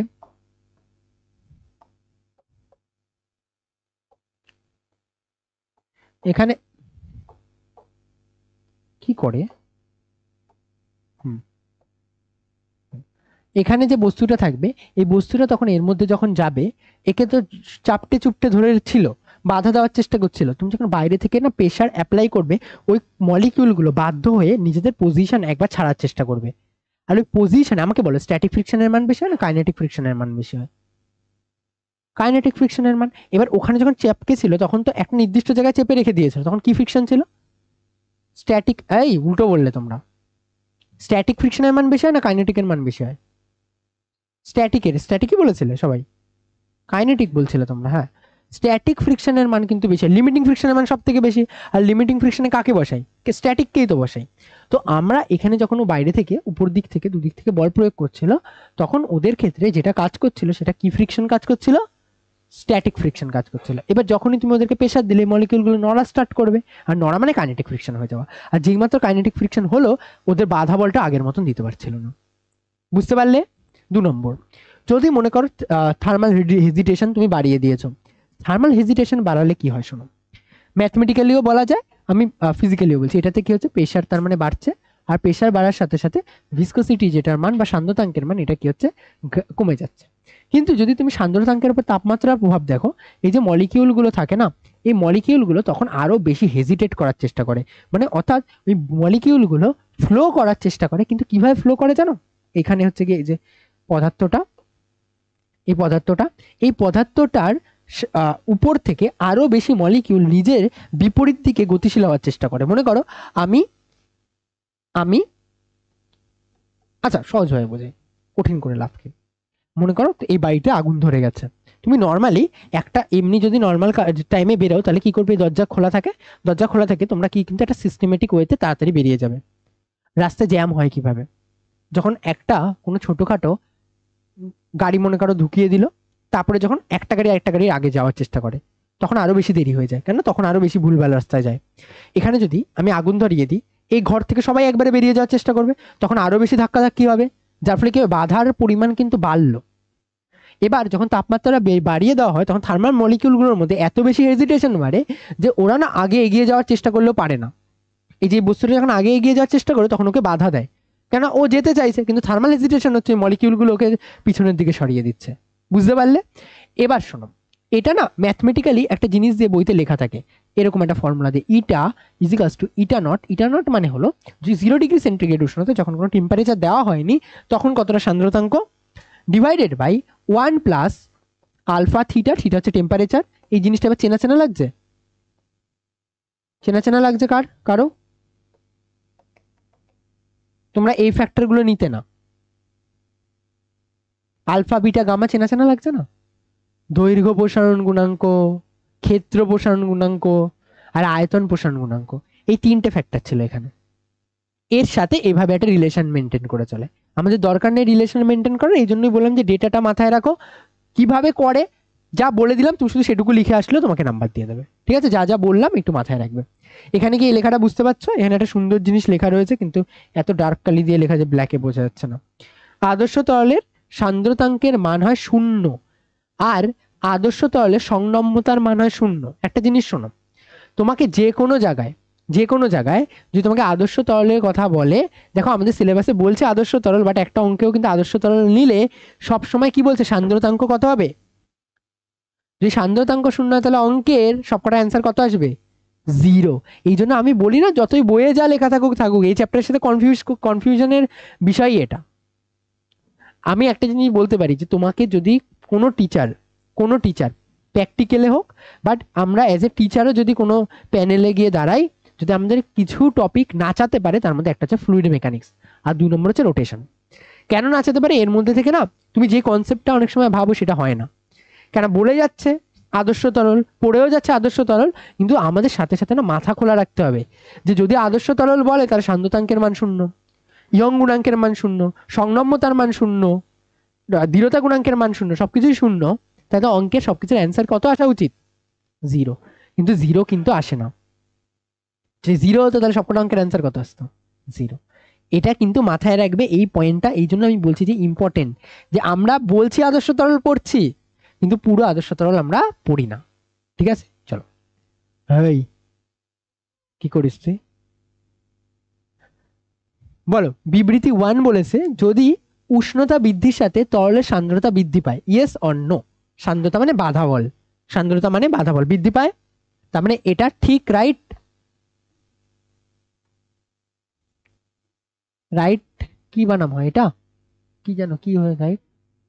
ওটাই ঠিকই লিখছিলাম ফার্স্টে। এবার এটা মানে ডান দিক হতো না? আচ্ছা তাহলে ঠিক রাইট। আর নিচের সেকেন্ড বিবৃতিটা কি বলছে? সান্দ্রতা হলো তরলের এমন এক ধর্ম যার দরুন তরলটি তার বিভিন্ন স্থানের মধ্যে আপেক্ষিক গতিবেগকে বাধা দেয়। ঠিক কি ঠিক না? দুটো লেয়ারের মধ্যে যদি রিলেটিভ ভেলোসিটি থাকে তাহলে সান্দ্রতা বল কাজ করবে। ঠিক বলছে কি বলছে না? ঠিকই বলছে। ঠিকই বলছে তো?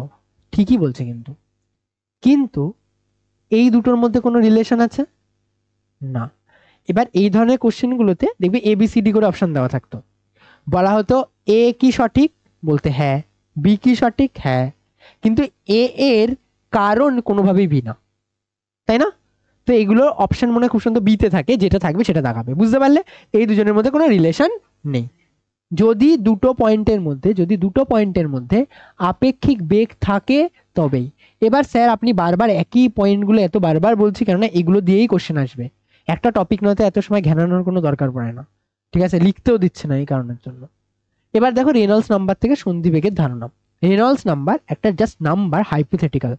এবার তুমি এক্সপেরিমেন্টালি, আমরা নর্মালি যখন তোমরা এক্সপেরিমেন্ট করলে পাওয়া যায় যে রেনল্ডস নাম্বারটা সাধারণত 2000 থেকে 3000-এর মধ্যে আসে। এবার তুমি যখন স্কুলে লিখবে এই রেনল্ডস নাম্বারকে আমরা আর ই দিয়ে রিপ্রেজেন্ট করি, তুমি যখন লিখবে এই রেনল্ডস নাম্বার, তুমি এই 2000 থেকে 3000-এর মধ্যে তোমার যেটা ভালো লাগে তুমি সেটাই লিখতে পারো। এরকম কোনো জোর জুলুম নেই। ছায়া প্রকাশনীর বইতে 2600 না 300 দেওয়া রয়েছে, আমার মাথায় নেই। সাতরার বইতে তো মনে হয় ওরা 2000-এর কিছু একটা দিয়েছে, 2100 মানে কমের মধ্যে দিয়েছে। তো মাথায় রাখবে এই সান্দ্রতাঙ্কটা না, এই যে এই মানটা আমি লিখে দিলাম, এই মানটার বাইরে লিখলেও তোমাকে হিসেব মতো স্কুলের টিচারদের নাম্বার দেওয়া উচিত, কেন সান্দ্রতাঙ্কের নির্দিষ্ট কোনো মান কোথাও কোনো জায়গায় ডিফাইন করা নেই। কিন্তু জেনারেলি আমরা যেসব লিকুইডগুলো দেখি তাদের জন্য রেনল্ডস নাম্বারটা এটাই আসে। এবার রেনল্ডস নাম্বার কি? রেনল্ডস নাম্বার হচ্ছে কখন একটা শান্ত প্রবাহ অশান্ত হয়ে পড়বে, এটা তো ক্রিটিক্যাল ভেলোসিটি দিয়ে রিপ্রেজেন্ট করা হয়। এবার আমি বুঝলাম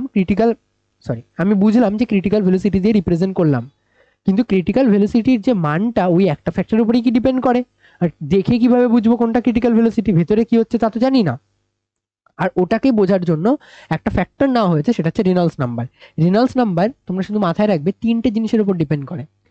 একটা, রেনল্ডস নাম্বার ডিপেন্ড করে প্রস্থচ্ছেদের ক্ষেত্রফলের ওপর, এরিয়া। যদি এটা তুমি কোনো একটা পাইপ নাও তাহলে পাইপের ক্রস সেকশনাল এরিয়া হবে, আর তখন কিন্তু পাইপের জন্য পাই আর স্কোয়ার, পাইপের জন্য কত হবে? পাই আর স্কোয়ার। 2 নম্বর কার উপর ডিপেন্ড করে? 2 নম্বর ডিপেন্ড করে, আচ্ছা এখানে প্রপোর্শনাল না লিখে আমি সম্পর্কগুলো শুধু বলে যাই। আর কার উপরে ডিপেন্ড করে? আর ই ডিপেন্ড করে ইটা এর উপরে, যে কতটা বেশি ফ্লুইডটা সান্দ্রতা আছে বা নেই, ঠিক আছে? আর একটা জিনিসের উপর কি ডিপেন্ড করে? এদের মধ্যে আপেক্ষিক বেগের যে টার্মটা রয়েছে সেটা আছে কি নেই। কোথাও কোথাও দেখে দেখে মনে হচ্ছে এই জিনিসটা তো অনেকটা ফোর্সের মতনই, তাই না? অনেকটা ফোর্সের মতনই, বাট একটু খেয়াল করে দেখো এখানে অন্য আরেকটা জিনিস আছে, একটা নাম্বারকে রিপ্রেজেন্ট করবে। এটা একটা ওভারঅল নাম্বারকে রিপ্রেজেন্ট করবে। হ্যাঁ, ডিফারেন্সিয়েশন না করলে হবে, তুমি এভাবে ভাবো যে ওখানে velocity difference divided by DX. হ্যাঁ, যদি এমনি ভি এর মান ডাইরেক্ট দিয়ে দেয় তাহলে তো ডিফারেন্সিয়েশন করতে হবে, ঠিক আছে? এবার দেখো এই তিনটে জিনিসের উপর ডিপেন্ড করে। এবার আমি বোঝাই, দেখো রেনল্ডস নাম্বার না চেঞ্জ হতে পারে। তুমি মনে করো আজকের ও আমাকে বললো স্যার জলের রেনল্ডস নাম্বারের মান হয় 2300, আমি ওকে পছন্দ করি না, আমি জোর জবরদস্তি করে চাইলে ওই রেনল্ডস নাম্বারটা আমি স্কুলে ছাড়ো, দেখবে এরকম টাইপের টিচার না, পছন্দ হলো না তোমাকে, তোমার নাম্বার কাটবে, তো কাটার জায়গায় রেনল্ডস নাম্বার কাটতেই পারে, কিন্তু কাটবে না। শোনো, তুমি যদি কনসেপ্ট বুঝে যাও, গিয়ে বুঝিয়ে দিয়ে আসতে পারবে। ও আমাকে বললো যে স্যার রেনল্ডস নাম্বারের মান কত হয় তোমারটা, তুমি একটা রেনল্ডস নাম্বারের নাম বলো, যে কোনো একটা নাম্বার এর মধ্যে বা বাইরেও কোনো বলতে পারো। 2500, ও বললো ও রেনল্ডস নাম্বারের মান 2500। এবার আমি বললাম 2500 না, রেনল্ডস নাম্বারের মান হবে 2800। ও বললো স্যার 2500 লিখে 2800 লিখে একই তো ব্যাপার। আমি বললাম 2500 আর 2800 এক? সব সব বাচ্চা শুনে হাসে, হি হি হি, 2500 আর 2800 এক না, হি হি হি। ও বলছে 2500 আর 2800 এক। কিন্তু রেনল্ডস নাম্বারের কনসেপ্টটাই না এরকম।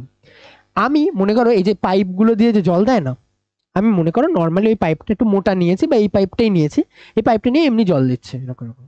এবার আমি কি হচ্ছে মুখের পোর্শনটা না চেপে ধরেছি, চেপে ধরলে দেখবে বেশি স্পিডে জল বেরোচ্ছে। আর বেশি স্পিডে যখন জল বেরোচ্ছে, যেহেতু প্রস্থচ্ছেদের ক্ষেত্রফল শুরু হয়ে গেছে, এখানে কিন্তু টার্বুলেন্স ক্রিয়েট হয়ে গেছে। আগে কিন্তু টার্বুলেন্স ক্রিয়েট হচ্ছিল না, যখন আমি চেপে ধরিনি তখন স্ট্রিম লাইন চলছিল, তখন আরামসে আরামসে ফ্লুইড পড়ছিল। কিন্তু যেই মাত্র আমি টার্বুলেন্স ক্রিয়েট করলাম, কিভাবে ক্রিয়েট করলাম, মুখটা চেপে ধরেছে, চেপে ধরা মাত্র কি হলো, ওর মধ্যে একটা টার্বুলেন্স ক্রিয়েট হলো। তার মানে আমি চাইলে কিন্তু রেনল্ডস নাম্বারের মান ইচ্ছে করে কমাতে পারি, শুধুমাত্র ওকে ছোট দেখানোর জন্য। বুঝতে পারলে? রেনল্ডস নাম্বার কোনো নির্দিষ্ট কোনো নাম্বার না, তোমাকে কেউ ভুলভাল বুঝিয়ে দিলে বুঝবে না। রেনল্ডস নাম্বার কোনো নির্দিষ্ট নাম্বার না, এটা তোমার উপর ডিপেন্ড করে তুমি কি নাম্বার বের করবে। বুঝতে পেরেছো? কিন্তু রেনল্ডস নাম্বার কি ডিফাইন করে, যে কখন একটা ফ্লুইড টার্বুলেন্স হয়ে যাবে। এবার তুমি যদি এটা চেপে ধরো, অবভিয়াসলি রেনল্ডস নাম্বারের মান সেই হিসেবে পরিবর্তিত হবে। আমরা এই জন্য যখন বলবো, আমরা একটা নির্দিষ্ট মান ধরে নিলাম, ধরো আমি বললাম হাইপোথেটিক্যালি আমি 2600 ধরে নিলাম আরই। কোশ্চেন কিভাবে দেবে, কোনো ফ্লুইডের রেনল্ডস নাম্বার 2600 বলতে কি বোঝো, কি বলবে তুমি? যদি রেনল্ডস নাম্বারের মান 2600 থেকে কম হয়, যদি রেনল্ডস নাম্বারের মান এই যে এটা যদি 2600 থেকে কম হয়, তাহলে ওই লিকুইডের জন্য, তাহলে আমরা এই সময় কি দেখব, স্ট্রিম লাইন ফ্লো দেখব। বুঝতে পারলে? এটাতে আমরা কি দেখব, স্ট্রিম লাইন ফ্লো। আর যদি এর থেকে বেশি হয়ে যায়, তাহলে আমরা কি বলবো সেটাকে, টার্বুলেন্ট ফ্লো। Turbulent flow. বোঝা গেল? হ্যাঁ হ্যাঁ হ্যাঁ, লিখবে ওটা, আর লিখে তুমি তোমার মতন একটা নির্দিষ্ট নাম্বার নিয়ে চাইলে দিয়ে দিতে পারো। ক্লিয়ার? তোমার ইচ্ছে তুমি কি করবে। এবার শুনো, স্টোকসের সূত্র ভালোভাবে বুঝবে, স্টোকসের সূত্র কি করে আর আগেরটার সাথে এটা একটা ডিফারেন্স কোথায়। আগে শোনো, একটা কথা বলে নি, আমি একটু আগে ভিসকাস ফোর্সের ফর্মুলা বের করেছি। কি বের করেছি? F equals to eta A DV dx. ঠিক আছে, আমি একটু 1 মিনিট জল খেয়ে নিয়ে আসছি আর ব্যাটারিটা চেঞ্জ করি।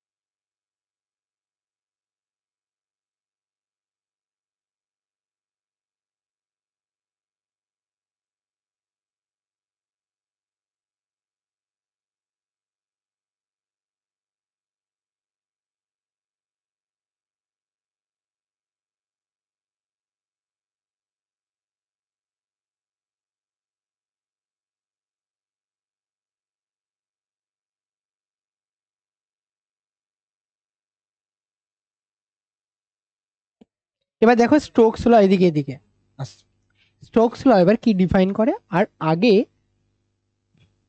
আগে যেটা পড়লাম, এই যে এত সময় ধরে যা যা পড়লাম, একটা ফর্মুলাই পেয়েছি, F equals to eta A DV DX. এবার আমাকে বলো, এই জিনিসটা তো ঠিক যে এটা এটা আমাদের সান্দ্রতা বলকে নির্দেশ করছে, এটা কাকে নির্দেশ করছে? সান্দ্রতা বলকে। আচ্ছা, সান্দ্রতা বল এটাই তো আমাদের কি, বা বাধা বল, যেটা আমাদের বাধা দিচ্ছে সামনে এগিয়ে যাওয়ার জন্য। জীবনে না, ঠিক আছে, জলের মধ্যে। যদি তুমি এগিয়ে যেতে চাও তাহলে এই বলটা বাধা দেবে। তার মানে একবার তো স্যার আমরা শিখলাম যে সান্দ্রতা বল এটা, এই ফর্মুলা।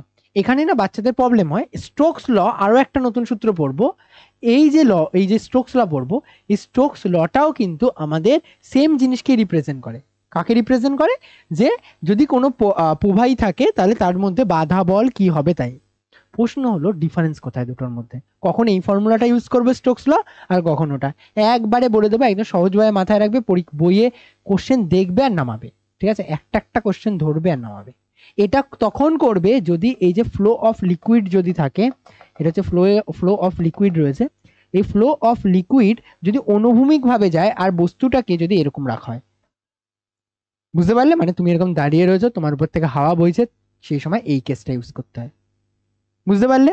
তুমি এখানে দাঁড়িয়ে রয়েছে, পাতা উঠছে, এটা ঠিক আছে, ওরকম যদি ব্যাকগ্রাউন্ড ক্রিয়েট হয় এখানে, তুমি এদিক থেকে যাচ্ছ এদিক বরাবর, একদম অনুভূমিক ভাবে কোনো কিছু কাজ হলে তখন আমরা এটা ইউজ করি। তাহলে কখন স্টোকস ল ইউজ করব? মনে করো কেউ তোমাকে ছাদ থেকে ফেলে দিল, তখন ইউজ হবে স্টোকস ল, ঠিক আছে। উপরে তুমি নিয়ে ছাদ থেকে ফেলে দিলে, তাহলে কিভাবে হবে? উল্লম্বভাবে নিচের দিকে পড়বে, তখন ইউজ করে স্টোকস ল। এবারে স্টোকস ল না বিশাল টাফ জিনিস, বিশাল টাফ জিনিস, এত টাফ জিনিস যে যারা ইউনিট এন্ড ডাইমেনশন পারে তারাও এটা পারে, এতটা, মানে বুঝতে পারছো, বিশাল ইজি জিনিস এই টপিকটা, খুবই ইজি।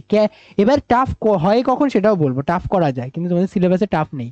বলেছে দেখো এই সূত্রটি কেবলমাত্র গোলীয় দৃঢ় বস্তুর জন্যই প্রযোজ্য, এই উপরের লাইনগুলো খুব ইম্পর্টেন্ট। তুমি যার তার জন্য ইচ্ছে হলো আর স্টোকস ল ইউজ করবে পসিবল না, তুমি কেবলমাত্র গোলীয় আর দৃঢ় বস্তুর জন্যই, গোলীয় দৃঢ় বস্তু, গোল হবে জেনারেলি, ছোট নিলে বেশি বেটার হয়, ছোট গোলীয় দৃঢ় বস্তুর জন্য প্রযোজ্য।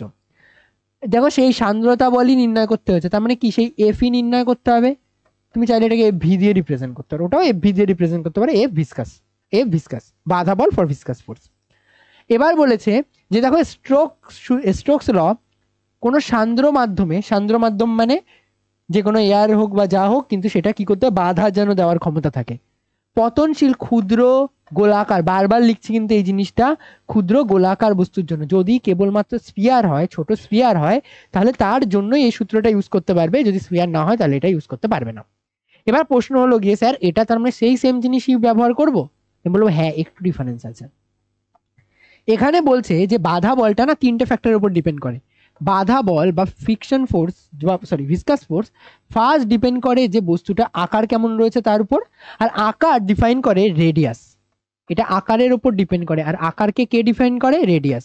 তুমি যদি এখানে গোলক না নিয়ে কোনো, মনে করো তোমার মনে হয়েছে আমি একটা কিউব শেপ নেব, তাহলে কিউব শেপ নিলে এখানে লিখতে এ, আর এ হতো বাহুর দৈর্ঘ্য, এখানে আর কি, আর হলো ব্যাসার্ধ।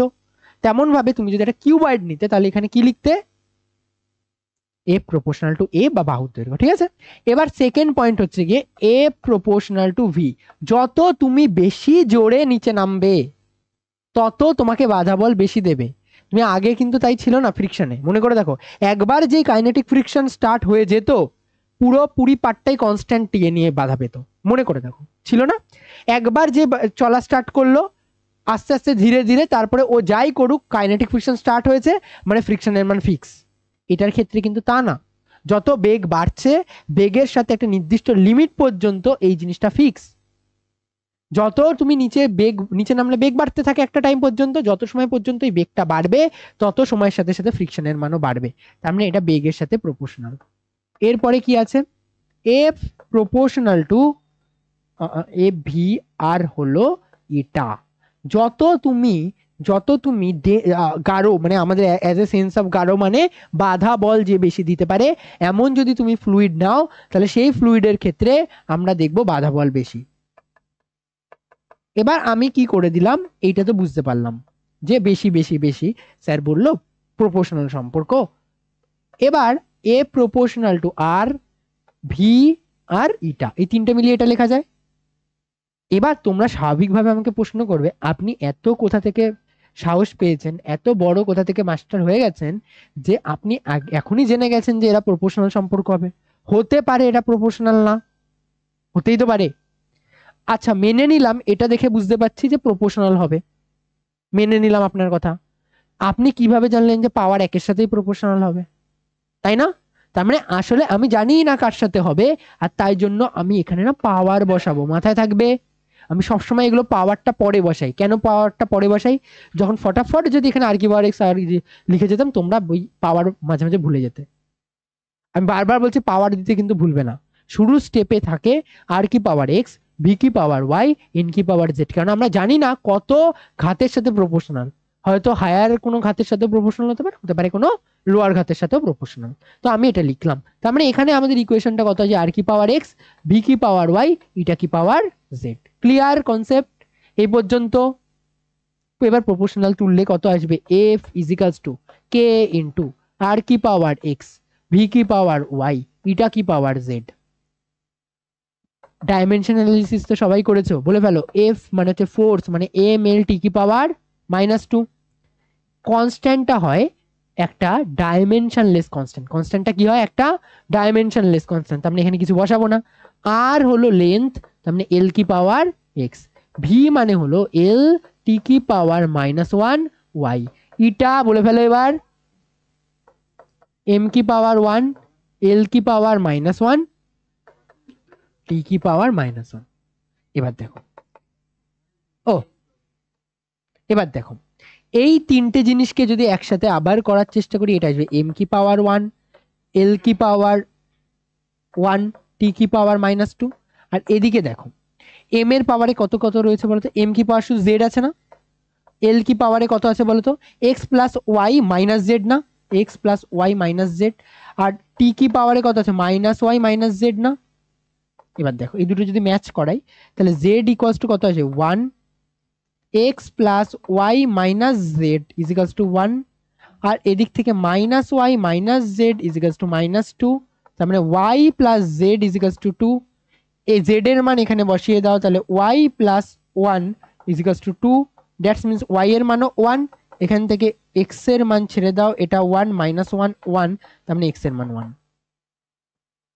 এক্স ওয়াই জেড তিনটের মানে 1 আসলো। তার মানে আমরা লিখছিলাম না হয়তো পাওয়ার, কিন্তু আসলে ওটাই আসতো। এবার দেখো, তার মানে আমাদের এখানে ফর্মুলা কি ছিল? এফ ইজিক্যালস টু কে আর কি পাওয়ার এক্স, ভি কি পাওয়ার ওয়াই, ইটা কি পাওয়ার জেড।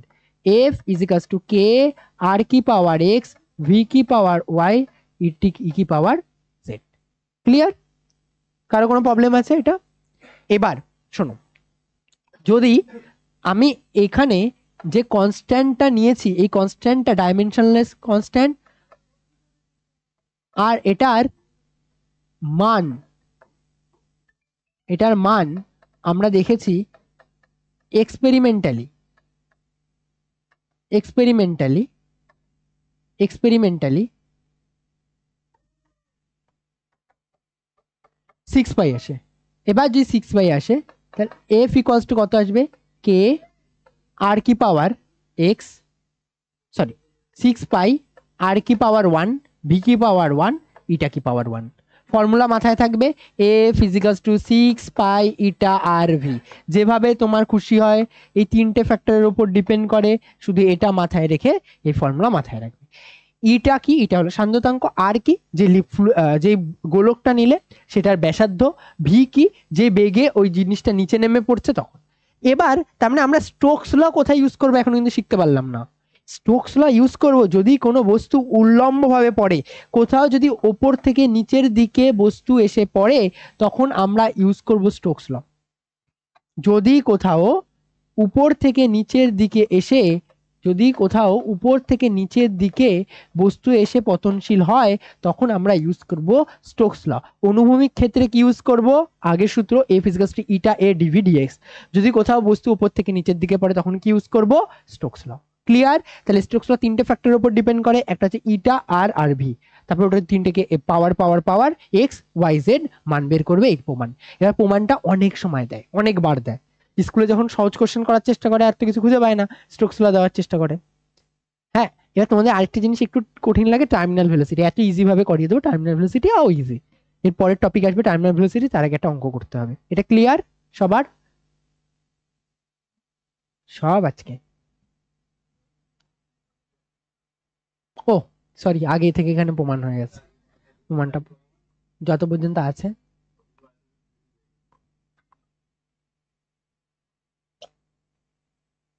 অঙ্কই তো দেওয়া হয়নি এটা।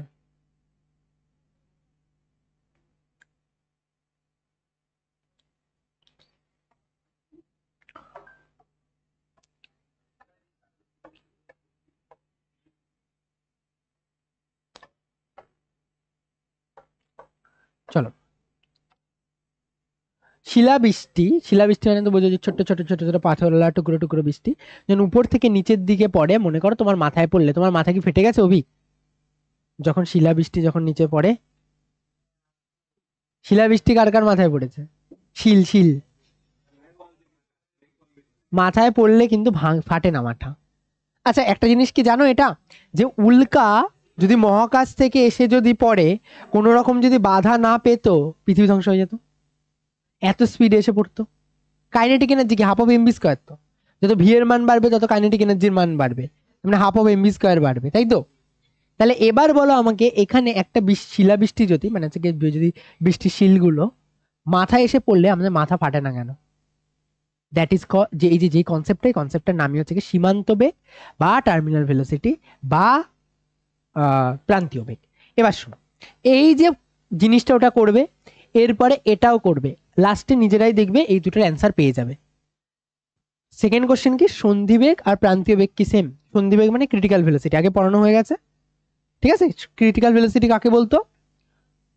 হ্যাঁ, সংকট বেগ, ঠিক আছে। আচ্ছা সন্ধিবেগ আর প্রান্তীয় বেগ কি একই? আছে, এটা একটু পরে দেখছি, এটা কি বলবে, ঠিক আছে? এই যে দুটো কোশ্চেন রয়েছে, এই দুটো কোশ্চেনের অ্যান্সার বলার চেষ্টা করবে যখন এটা শেষ হয়ে যাবে। চলো এবার আমাকে একটা জিনিস বলো, প্রবাহীর বেগ যদি ধারারেখ থাকবে, তার জন্য সন্ধি গতিবেগের মান, সন্ধি গতিবেগটাকে আপাতত সংকট বেগ নিয়ে চলো, বলো ফার্স্ট লাইনটা ঠিক কি ঠিক না? বলেছে প্রবাহীর ধারারেখ প্রবাহ থাকবে যদি সংকট বেগের থেকে কম হয়, তাই তো? তাই তো, কম হলেই তো পসিবল, তার মানে ফার্স্ট ডেটটা ঠিক। সেকেন্ড ডেটটা বলো, যদি প্রবাহীর প্রকৃত বেগ সন্ধি গতিবেগ অপেক্ষা বেশি হয় তাহলে সেটা বিক্ষুব্ধ হবে, এটা। আর একটা আরেকটার সাথে রিলেটেডও, ঠিক আছে? একটা আরেকটার সাথে রিলেটেডও। চলো এবার পয়েন্ট করো যারা লিখছো, সান্দ্রতা বা প্রান্তীয় বেগ বা টার্মিনাল ভেলোসিটি খুব ইম্পর্টেন্ট কনসেপ্ট। অঙ্ক এই জায়গা থেকেই আসবে, ভগবানেরও ক্ষমতা নেই এই জায়গা ছাড়া অঙ্ক দেবে। এটা ডেরিভেশন দিলেও ভালো, অঙ্ক দিলেও ভালো, যা দেবে কোনো কিছুতেই চাপ নেই, সহজ টপিক। কেন জানি না বাচ্চাদের কঠিন লাগে অনেক সময় দেখি, কিন্তু খুবই ইজি টপিক। চলো বোঝার চেষ্টা করি। আমি মনে করো এখানে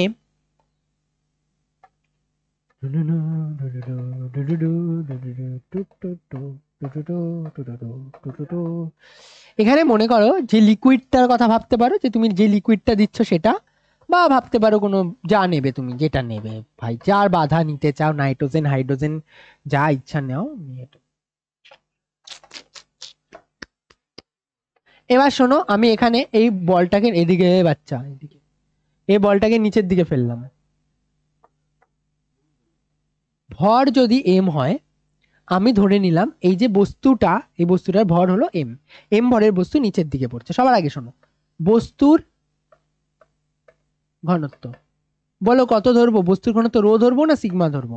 কারা কারা রো এর পক্ষপাতী, কে কে সিগমার পক্ষপাতী? বস্তুর ঘনত্ব কি ধরবো? সিগমা ধরছি, কিন্তু বইয়ে মানে বই বলছে আগের দুটো ক্লাসে কিন্তু, ক্লাস নোটসে কিন্তু রো দিয়ে বলেছে ওরা। এবার বলো কি করব, ডিসিশন তোমাদের। বইতে কিন্তু ইয়ে দিয়েও করা, মানে সিগমা দিয়ে করা, রো দিয়ে করি, বই যা করছে তাই করলে তো মজা হবে। বস্তুর ঘনত্ব রোইনি, ঠিক আছে? চলো আচ্ছা, যে লিকুইডটা নিলাম এখানে, যে প্রবাহীতে নিলাম, প্রবাহীর ঘনত্ব কত হবে? প্রবাহীর ঘনত্ব, আচ্ছা এখানে কিন্তু এই জিনিসটাই সব থেকে বেশি ইম্পর্টেন্ট, কাকে রো নিচ্ছ কাকে সিগমা নিচ্ছ, এটা কিন্তু মাথায় রেখো, যে কাকে রো নিচ্ছে আমরা এখানে, বস্তুর ঘনত্বকে রো নিচ্ছি, সিগমা কাকে নিচ্ছি? চলো প্রবাহীর ঘনত্বকে আমরা ধরছি সিগমা, ওকে? এবার শোনো, আমাদের এই বস্তুটা যদি নিচের দিকে পড়তে চায়, এর উপরে বল, ক্রিয়াশীল বলের মান কত? এমজি। একে উপরের দিকে প্লবতা বল, যেটাকে আমরা নাম দিই বাউন্সি ফোর্স, একে উপরের দিকে তোলার চেষ্টা করবে। আর একটা ফোর্স একটু আগে স্টোকস ল অনুসারে পড়লাম, সেটা হচ্ছে এফ ভি, সেটা ওকে উপরের দিকে তোলার চেষ্টা করবে। তাই এই বস্তুটাকে ওপরে তুলে বাধা দেওয়ার জন্য দুটো বল দায়ী। একটা বল হচ্ছে বাউন্সি ফোর্স, প্লবতা বল, যেটা আগের ইউনিটে ছিল, যেটা তোমাদের সিলেবাসে নেই, কিন্তু আমি পড়িয়ে দিয়েছিলাম অল্প করে, রো জি এইচ, ভাষণের সত্য, নিমজ্জনের সত্য, এগুলো কি হয় তোমরা জানো, না জানলেও কোনো সমস্যা নেই, যারা জানো না কোনো চাপ নেবে না। আমাকে একটা জিনিস বলো, বি যেটা সেটা চাপ নাকি বল? বি যেটা বাউন্সি মানে প্লবতা, প্লবতা চাপ হয় না বল হয়? খুব সহজ জিনিস, প্লবতা কিন্তু বল হয়। ঠিক আছে, প্লবতা হয় বল। এবার আমরা ভাবো এখান থেকে যখন নিচের দিকে নামা স্টার্ট করবে, একদম শুরুতে একদম ইনিশিয়াল ফেজে তো বিআরএফ কাজ করবে না, কিন্তু কিছুটা টাইমে কিছুটা দূরে যখন যাবে, যেতে যেতে ও ওর মধ্যে বিআরএফ কাজ করা স্টার্ট করবে। বিআরএফ কি চায়, ওকে উপরের দিকে তুলতে চায়, আর এমজি কি চায়, ওকে নিচের দিকে নামাতে চায়। এভাবে একটা সিচুয়েশন এমন আসবে না যেই টাইমে এই নিচের দিকে যে বলটা কাজ করছে এমজি, আর উপরের দিকে যে বলটা কাজ করছে বি, আর উপরের দিকে আরো একটা বল কাজ করছে এফ, এই এমজি বি প্লাস এফ এর যোগফলের সাথে সমান হয়ে যাবে। ক্লিয়ার? আমি কি বলছি বুঝতে পারলে? এমন একটা টাইম, এই জিনিসটাই তো জিজ্ঞাসা করতাম এরপরে, সমান হলে কি নিচে পড়বে? হ্যাঁ। আরে ভাই গরু, গাধা বাচ্চা, বাচ্চারা এখন গাধা হয়ে যাচ্ছে দিন দিন, সব বাচ্চারা দেখি তাই বলে।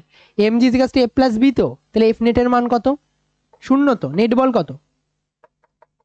তার মানে অ্যাক্সেলারেশনের মান কত? 0। তো মাস তো 0 না, বস্তুর ভর তো আছে, তার মানে ডিভিডিএক্স ডিভিডিটি সরি 0। যদি কোনো জিনিসের ডেরিভেটিভ 0 হয় তাহলে সেটা কত হবে? আরে এমনি ভাবো না, আরে ভাই যখন নিচের দিকে নামে কোনোদিন দেখেছো মাঝখানে আটকে গেছে কেউ? একটা বস্তু উপর থেকে নিচের দিকে পড়ছে, মাঝখানে আটকে গেছে। আরে বল যদি ইকুয়াল হয়ে যায় তাহলে ওর ক্ষেত্রে এদিক থেকে ক্রিয়াশীল বল এদিক থেকে ক্রিয়াশীল বল দুটো ইকুয়াল হয়ে গেছে, মানে ওদের মধ্যে কোনো বল কাজ করছে না, এক্সট্রা ত্বরণ পাবো না। হ্যাঁ। হুম। বাধা বল যদি না পাওয়া যায়, যে বস্তু সমবেগে সরলরেখা বরাবর গতিশীল হবে। ঠিক আছে, তার মানে ভেলোসিটির মান কনস্ট্যান্ট। তোমার কি, আমি আমি আর বললাম না কিছু এখানে। চলো এদিকে ফোকাস করো, না তো আটকে যাবে। এদিকে দেখো, তার মানে একটা টাইম আসবে যখন একটা এইটা এটা বলো তো, নিচে যত নামবে তত ভেলোসিটি বাড়বে না? একটা টাইমে ভেলোসিটি 0 থাকবে, এরপরে ভেলোসিটি বাড়বে, বাড়তে বাড়তে আস্তে আস্তে এখানে একটা মান থাকবে, যেই মান পর্যন্ত বাড়ার পরে আর ভেলোসিটি বাড়তে পারবে না, কেন সমবেগ হয়ে যাবে। আর আমি যে ভেলোসিটিটার পরে আর বস্তু বাড়তে পারবে না সেই ভেলোসিটিটার নাম নিচ্ছি ভিটি। ভিটি, ভিটি মানে কি? ভিটি মানে হলো টার্মিনাল ভেলোসিটি। ওকে, ভিটি মানে হলো টার্মিনাল। এদিকে ভিটি মানে হলো টার্মিনাল ভেলোসিটি। এবার দেখো, তার মানে আমাদের এই সিচুয়েশনে দাঁড়িয়ে এমজি এর মান এফ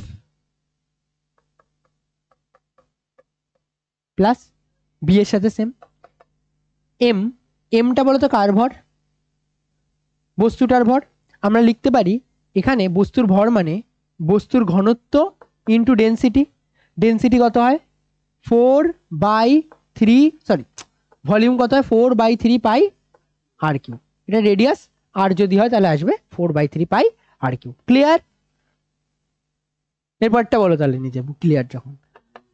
এফ, এটা এফ হচ্ছে সীমান্ত বেগ, মানে সরি এফ কি করছে? বাধা বল। যেটা বাধা বলের কার সূত্র অনুসারে করব? স্টোক নাকি আগেরটা? স্টোকস, কেন নিচের দিকে পড়ছে। স্টোকসের সূত্র অনুসারে যদি কোনো গোল জিনিস হয় তাহলে তার জন্য কত আসে? 6 পাই ইটা আর ভি। এখানে কিন্তু ভিটা টার্মিনাল ভেলোসিটির সাথে সেম হবে, তাই না? কারণ এখানে ভেলোসিটিটা ওই পয়েন্টে গিয়ে পৌঁছেছে, তার মানে এটার জন্য কত হবে? টার্মিনাল ভেলোসিটির সাথে সেম হবে। এবার বলো বি, যেটা বাউন্সি ফোর্স, এটা তো বাইরে থেকে উপরের দিকে বল প্রয়োগ করছে, এটা বলো তো কি চাপ দিচ্ছে? ঊর্ধ্বমুখী চাপ দিচ্ছে না? চাপ ইনটু এরিয়া সমান সমান তো বল হয়। তাহলে আমি বলতে পারি এই বাউন্সি ফোর্স মানে হবে pressure into area. Buoyancy force বল মানে প্রেসার ইনটু এরিয়া, আর প্রেসারের ফর্মুলা মনে আছে? রো জিএইচ হতো, কিন্তু এখানে লিকুইডের প্রেসারের যে ডেনসিটি সেটা সিগমা না, তাহলে এখানে কত হবে? Sigma GH into a. আমার কথা বুঝতে পারলে? এই টার্মটা কাকে ডিনোট করছে?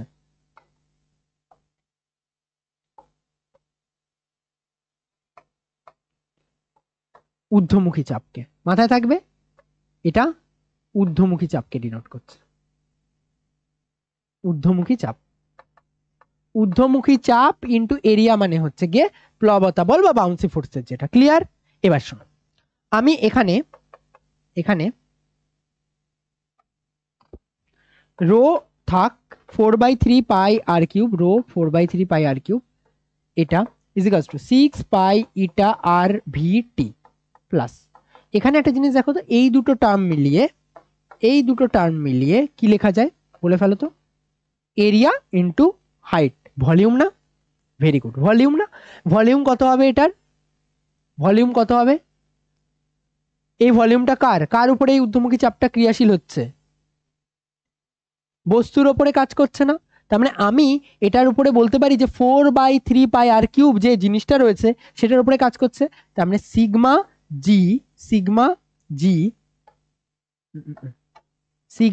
জি ইন্টু ভলিউমের মান হলো 4/3πr³। দেখো সবকটাতে কমনলি পাই রয়েছে আর 2 করে রয়েছে সবার। তাহলে আমি কি করতে পারি? 2 পাই বাদ দিয়ে দিতে পারি। তাহলে রো ইন্টু 2/3r³ এটা ইকুয়াল টু 2 দিয়ে বাদ গেলে 3 ইটা, আরও তো বাদ যেত, এটা আরো বাদ দিয়ে দিই, ভিটি। ঠিক আছে, আর এটা থেকে কত আসবে? সিগমা জি 2/3r²। ক্লিয়ার এই পর্যন্ত?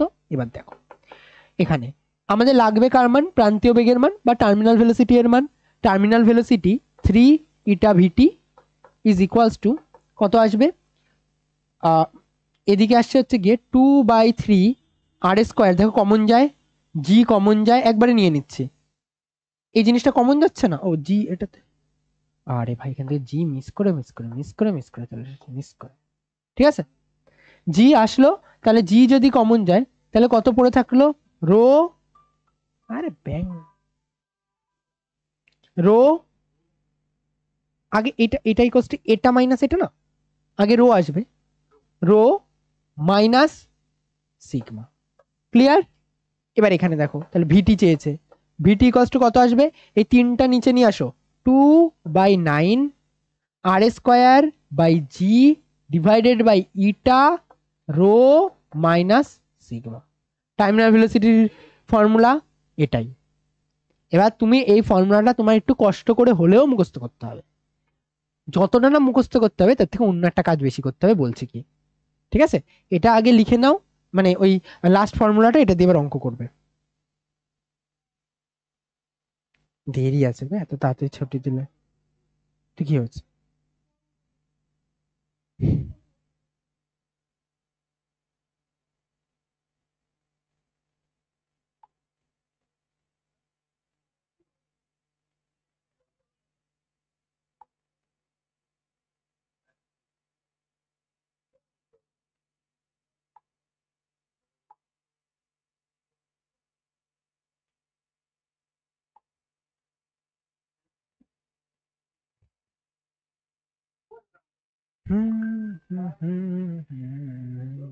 আমি কি রেখে দিয়েছি? জোরে চলে যাও, বেরিয়ে যাও এখান থেকে, বেরিয়ে যা, মুখ দেখাচ্ছিস কেন এখানে?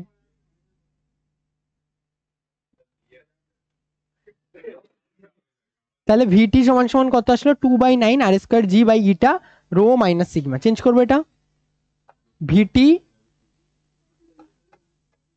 ইকুয়ালস টু 2/9 r²g/ইটা রো মাইনাস সিগমা।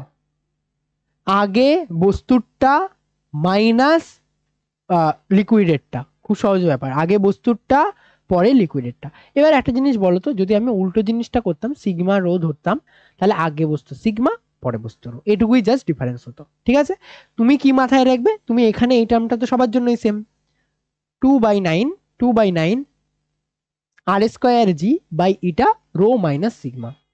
এবার তুমি শুধু এখান থেকে এখানে এই পার্টটাই অ্যাড করবে যে রো যেটা রয়েছে, এই রোটা কার? বস্তুর ঘনত্ব, রো হলো বস্তুর ঘনত্ব, আর সিগমা হলো প্রবাহীর ঘনত্ব।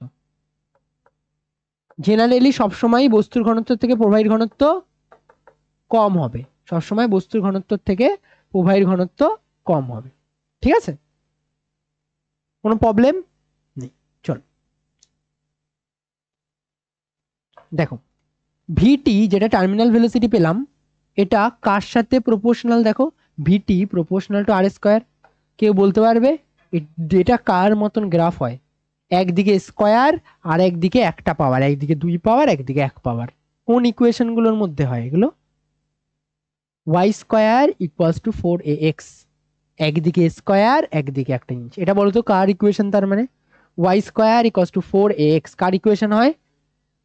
অধিবৃত্তের ইকুয়েশন হয়। ভেরি গুড, এটা অধিবৃত্তের ইকুয়েশন হয়। তার মানে আমাদের একদিকে নিতে হবে ভি, ভি একদিকে নেবে গ্রাফের ভি। আমি জানি না এটা বারবার দেয় কেন দেয় জানি না, সহজ গ্রাফ একটা, তাও পরীক্ষার সময় প্রায় প্রায় দেয়। একদিক বরাবর ভেলোসিটি, একদিক বরাবর রেডিয়াস, এদের গ্রাফ কেমন হবে? এরকম। এখানে একটা পয়েন্ট থাকবে যে পয়েন্টটা টার্মিনাল ভেলোসিটিকে ডিনোট করবে।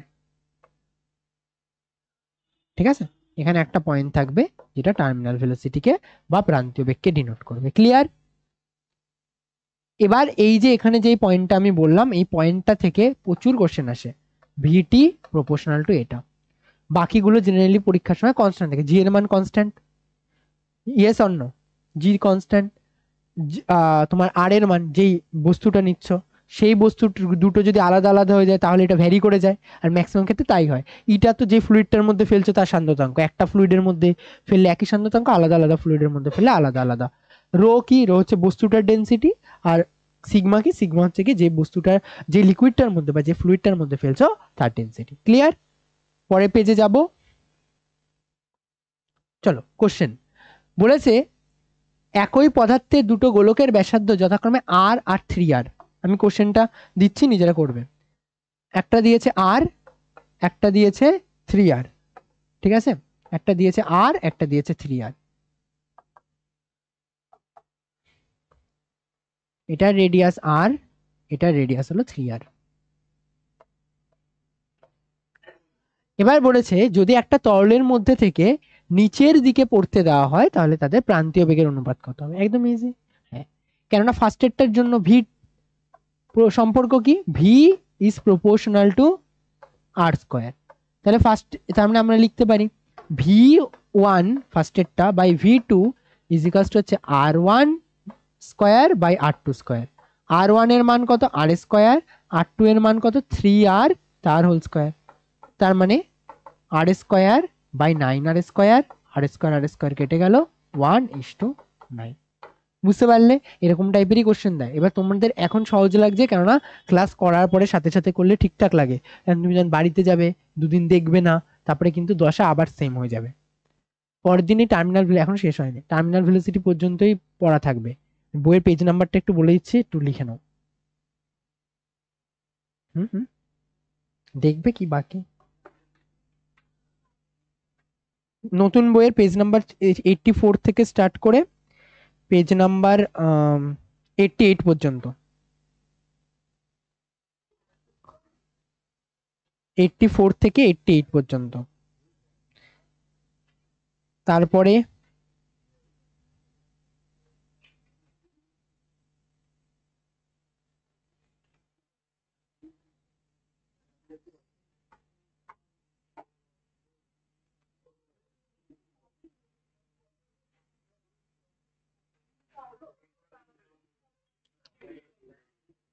পেজ নাম্বার 84 থেকে 88 পর্যন্ত করবে। তারপরে প্রবলেম সেট 1-এ যাবে। প্রবলেম সেট 1-এ শুধুমাত্র 6 দাগ লিখে নাও। প্রবলেম সেট 1-এর 6 দাগ। প্রবলেম সেট 2 এর 1 2 3 4, 1 2 3 4 5। না না না, আমি বলছি পরের দিন কি করে আসবে। আচ্ছা আচ্ছা, এক বাদ দাও, সরি। 2 3, 2 3 4 5, এ কটাই করবে। আর যদি কোনো কিছু এক্সট্রা ডিপিপি দিই গ্রুপে, সেটা সলভ করবে। ঠিক আছে, লাস্টে কিন্তু চাপ পড়বে না। এরপরে দেখো বলেছে এম আর 8m, একটা হচ্ছে এম ভরের বস্তু রয়েছে আর একটা হচ্ছে 8m ভরের বস্তু রয়েছে। বলেছে এম আর 8m ভরের দুটো নিরেট গোলককে একই সান্দ্রতা যুক্ত, মানে ইটা এর মান সেম, এমন যদি লিকুইডে ফেলা হয় তাহলে তাদের প্রান্তীয় বেগ যথাক্রমে হয় ভি আর আরেকটা হলো এন ভি। এন এর মান নির্ণয় করতে বলেছে। 2 মিনিট টাইম দিচ্ছি, নিজেরা করো, না হলে আমি করে দিচ্ছি। ফটাফট এটা ট্রাই করো। আমি বলে দিচ্ছি একটা,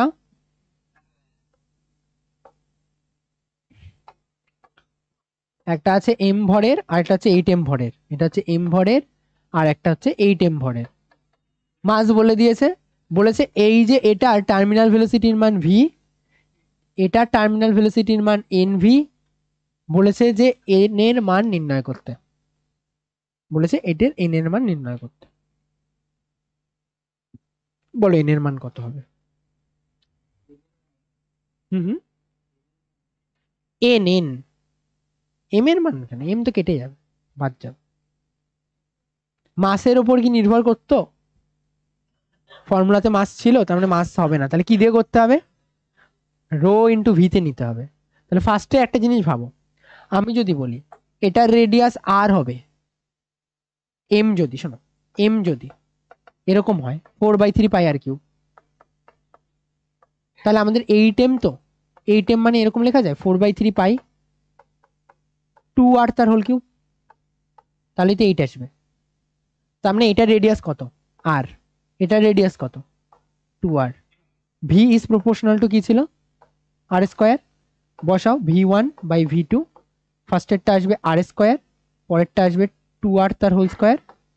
v1 এর মান হলো v, v2 এর মান হলো nv, ইজিকালস টু আসবে 1/4, তাহলে n এর মান 4, চকা। ঠিক আছে, n এর মান কত? চকা। বুঝতে পারলে? এই কোশ্চেনটা খুব ইম্পর্টেন্ট কোশ্চেন, একটু দেখবে পরীক্ষার সময় আসার চান্স আছে এইবারে। আর ডাইরেক্ট যদি মান বসে অঙ্ক দেয় সেগুলো তো খুবই ইজি হয়। 2/9r², জি বল, দেখো মুখটা ইয়ে করে নিয়েছে, স্যার অঙ্কই তো হয় না, তাই তো? যেই বললাম যে অঙ্ক যখন ইয়ে করতে হবে তখন তো মান বসানো অঙ্ক ইজি হয়, অঙ্ক হয় না? হবে। এই চ্যাপ্টারে ওই কটা করো। এবার বলো আজকে যা যা শিখলে। সর ফার্স্ট বলো যে এ ফিজিক্যালস টু ইটা এ ডিভিডিএক্স কখন ইউজ করবে? যদি অনুভূমিক তরলের মধ্যে থেকে কিছু যায়, ঠিক আছে, মানে যদি লিকুইড গুলো এমন থাকে, লিকুইড যদি এমন থাকে, যদি বলে এই যে এরকম একটা লিকুইড বইছে, তার মধ্যে থেকে বস্তু চলছে, এই সময় ইউজ করবে হচ্ছে গিয়ে এ ফিজিক্যালস টু ইটা এ ডিভিডিএক্স। যদি বলে যে কখন এ ফিজিক্যালস টু 6π ইটা আর ভি ইউজ করবো, কখন ইউজ করবো? একটা বস্তুকে যদি নিচে ফেলে দেওয়া হয় তখন বাধা বল বা সান্দ্রতা বলের মান তখন এরকম হবে। প্রান্তীয় বেগের কনসেপ্ট কখন আসে? যখন বস্তুকে নিচে ফেলে দেওয়া হয়, তখনই প্রান্তীয় বেগের কনসেপ্ট আসে। কত আসে? 2/9r²g divided by eta rho minus sigma. ঠিক আছে, তুমি এটা দুবার পড়লে এমনি মাথায় থাকবে। আর r² সাথে প্রপোর্শনাল আছে, একটা জি থাকে, একটা নিচে ইটা থাকে। ঠিক আছে, চলো এরপরে যেটা রয়েছে, এখানে বলেছে দুটো সমান আকারের জলবিন্দু বাড়িতে করে নেবে। তারপরে কোশ্চেন, এটাও বাড়িতে করে নেবে, দুটোর আপেক্ষিক গুরুত্ব দেওয়া দিয়েছে। এটা এটা একটু বলে ফেলো, এটা বললে হচ্ছে। আর বলেছে যে কোনো নলের মধ্যে থেকে প্রবাহ যদি ধারারেখ হয়, কোনো নলের মধ্যে থেকে যদি প্রবাহ ধারারেখ হবে না, বিক্ষুব্ধ হবে, টার্বুলেন্ট হবে নাকি স্ট্রিম লাইন হবে, এটা কার কার উপর ডিপেন্ড করে? কার উপর ডিপেন্ড করে? ফার্স্ট বলেছে তরলে প্রবাহের বেগের উপর কি নির্ধারণ করে? হ্যাঁ করে। 2 নম্বর বলেছে নলে ব্যাসার্ধের উপর কি নির্ধারণ, হ্যাঁ করে, বললাম না চেপে দিলেই তো ছোট হয়ে গেছিল, করে। 3 নম্বর বলেছে তরলের ঘনত্বের উপর কি নির্ভর করে, হ্যাঁ করে, যদি ঘনত্ব যত বেশি হবে তার সাথে সাথে ওই যে ভেলোসিটি গুলোর মান চেঞ্জ হচ্ছিল, ডেনসিটির মান চেঞ্জ হবে, সান্দ্রতাঙ্কের উপর তো অবভিয়াসলি নির্ভর করে, যে যত বেশি ভালো লিকুইড, যত কম সান্দ্র লিকুইড সেগুলো স্ট্রিমলাইন ফ্লো করার চান্স তত কিন্তু কম, যত বেশি সান্দ্র লিকুইড হবে তত ভালো স্ট্রিমলাইন ফ্লো করবে। তার মানে এখানে option A, option B, option C, option D সবকটা রাইট। তোমাকে এখানে কিন্তু কোশ্চেন এরকম ভাবেই কিন্তু দেবে, যদি পরীক্ষায় 2 নম্বরে কোশ্চেন দেয় যে এই বিক্ষুব্ধ হবে কিভাবে নির্ধারিত হয়, বা বলতে পারে যে সংকট বেগ কিসের উপর নির্ভর করে, বা রেনল্ডস নাম্বার কিসের উপর নির্ভর করে, সব কোশ্চেনে কিসের উপর নির্ভর করে দেওয়া মানে এই 4টে পয়েন্ট লিখে আসলে তোমার কাজ চলে যাবে। বাড়ি থেকে শুধুমাত্র এই কোশ্চেনটা এইচডব্লিউ থাকবে, কোন তরলের গতি ধারারেখ হয় নাকি অশান্ত হয় কিভাবে নির্দেশ করবে? একটাই কোশ্চেন, সহজ ব্যাপার, রেনল্ডস নাম্বার দিয়ে নির্দেশ করা যায়। যদি রেনল্ডস নাম্বার একটা নির্দিষ্ট নাম্বারের থেকে বেশি হয়ে যায় তখন হয়ে যায় টার্বুলেন্ট, আর যদি নির্দিষ্ট নাম্বারের থেকে কম হয় তাহলে তখন হয় স্ট্রিমলাইন। পরের দিন পড়া করে আসবে, চেক করবো, নয়তো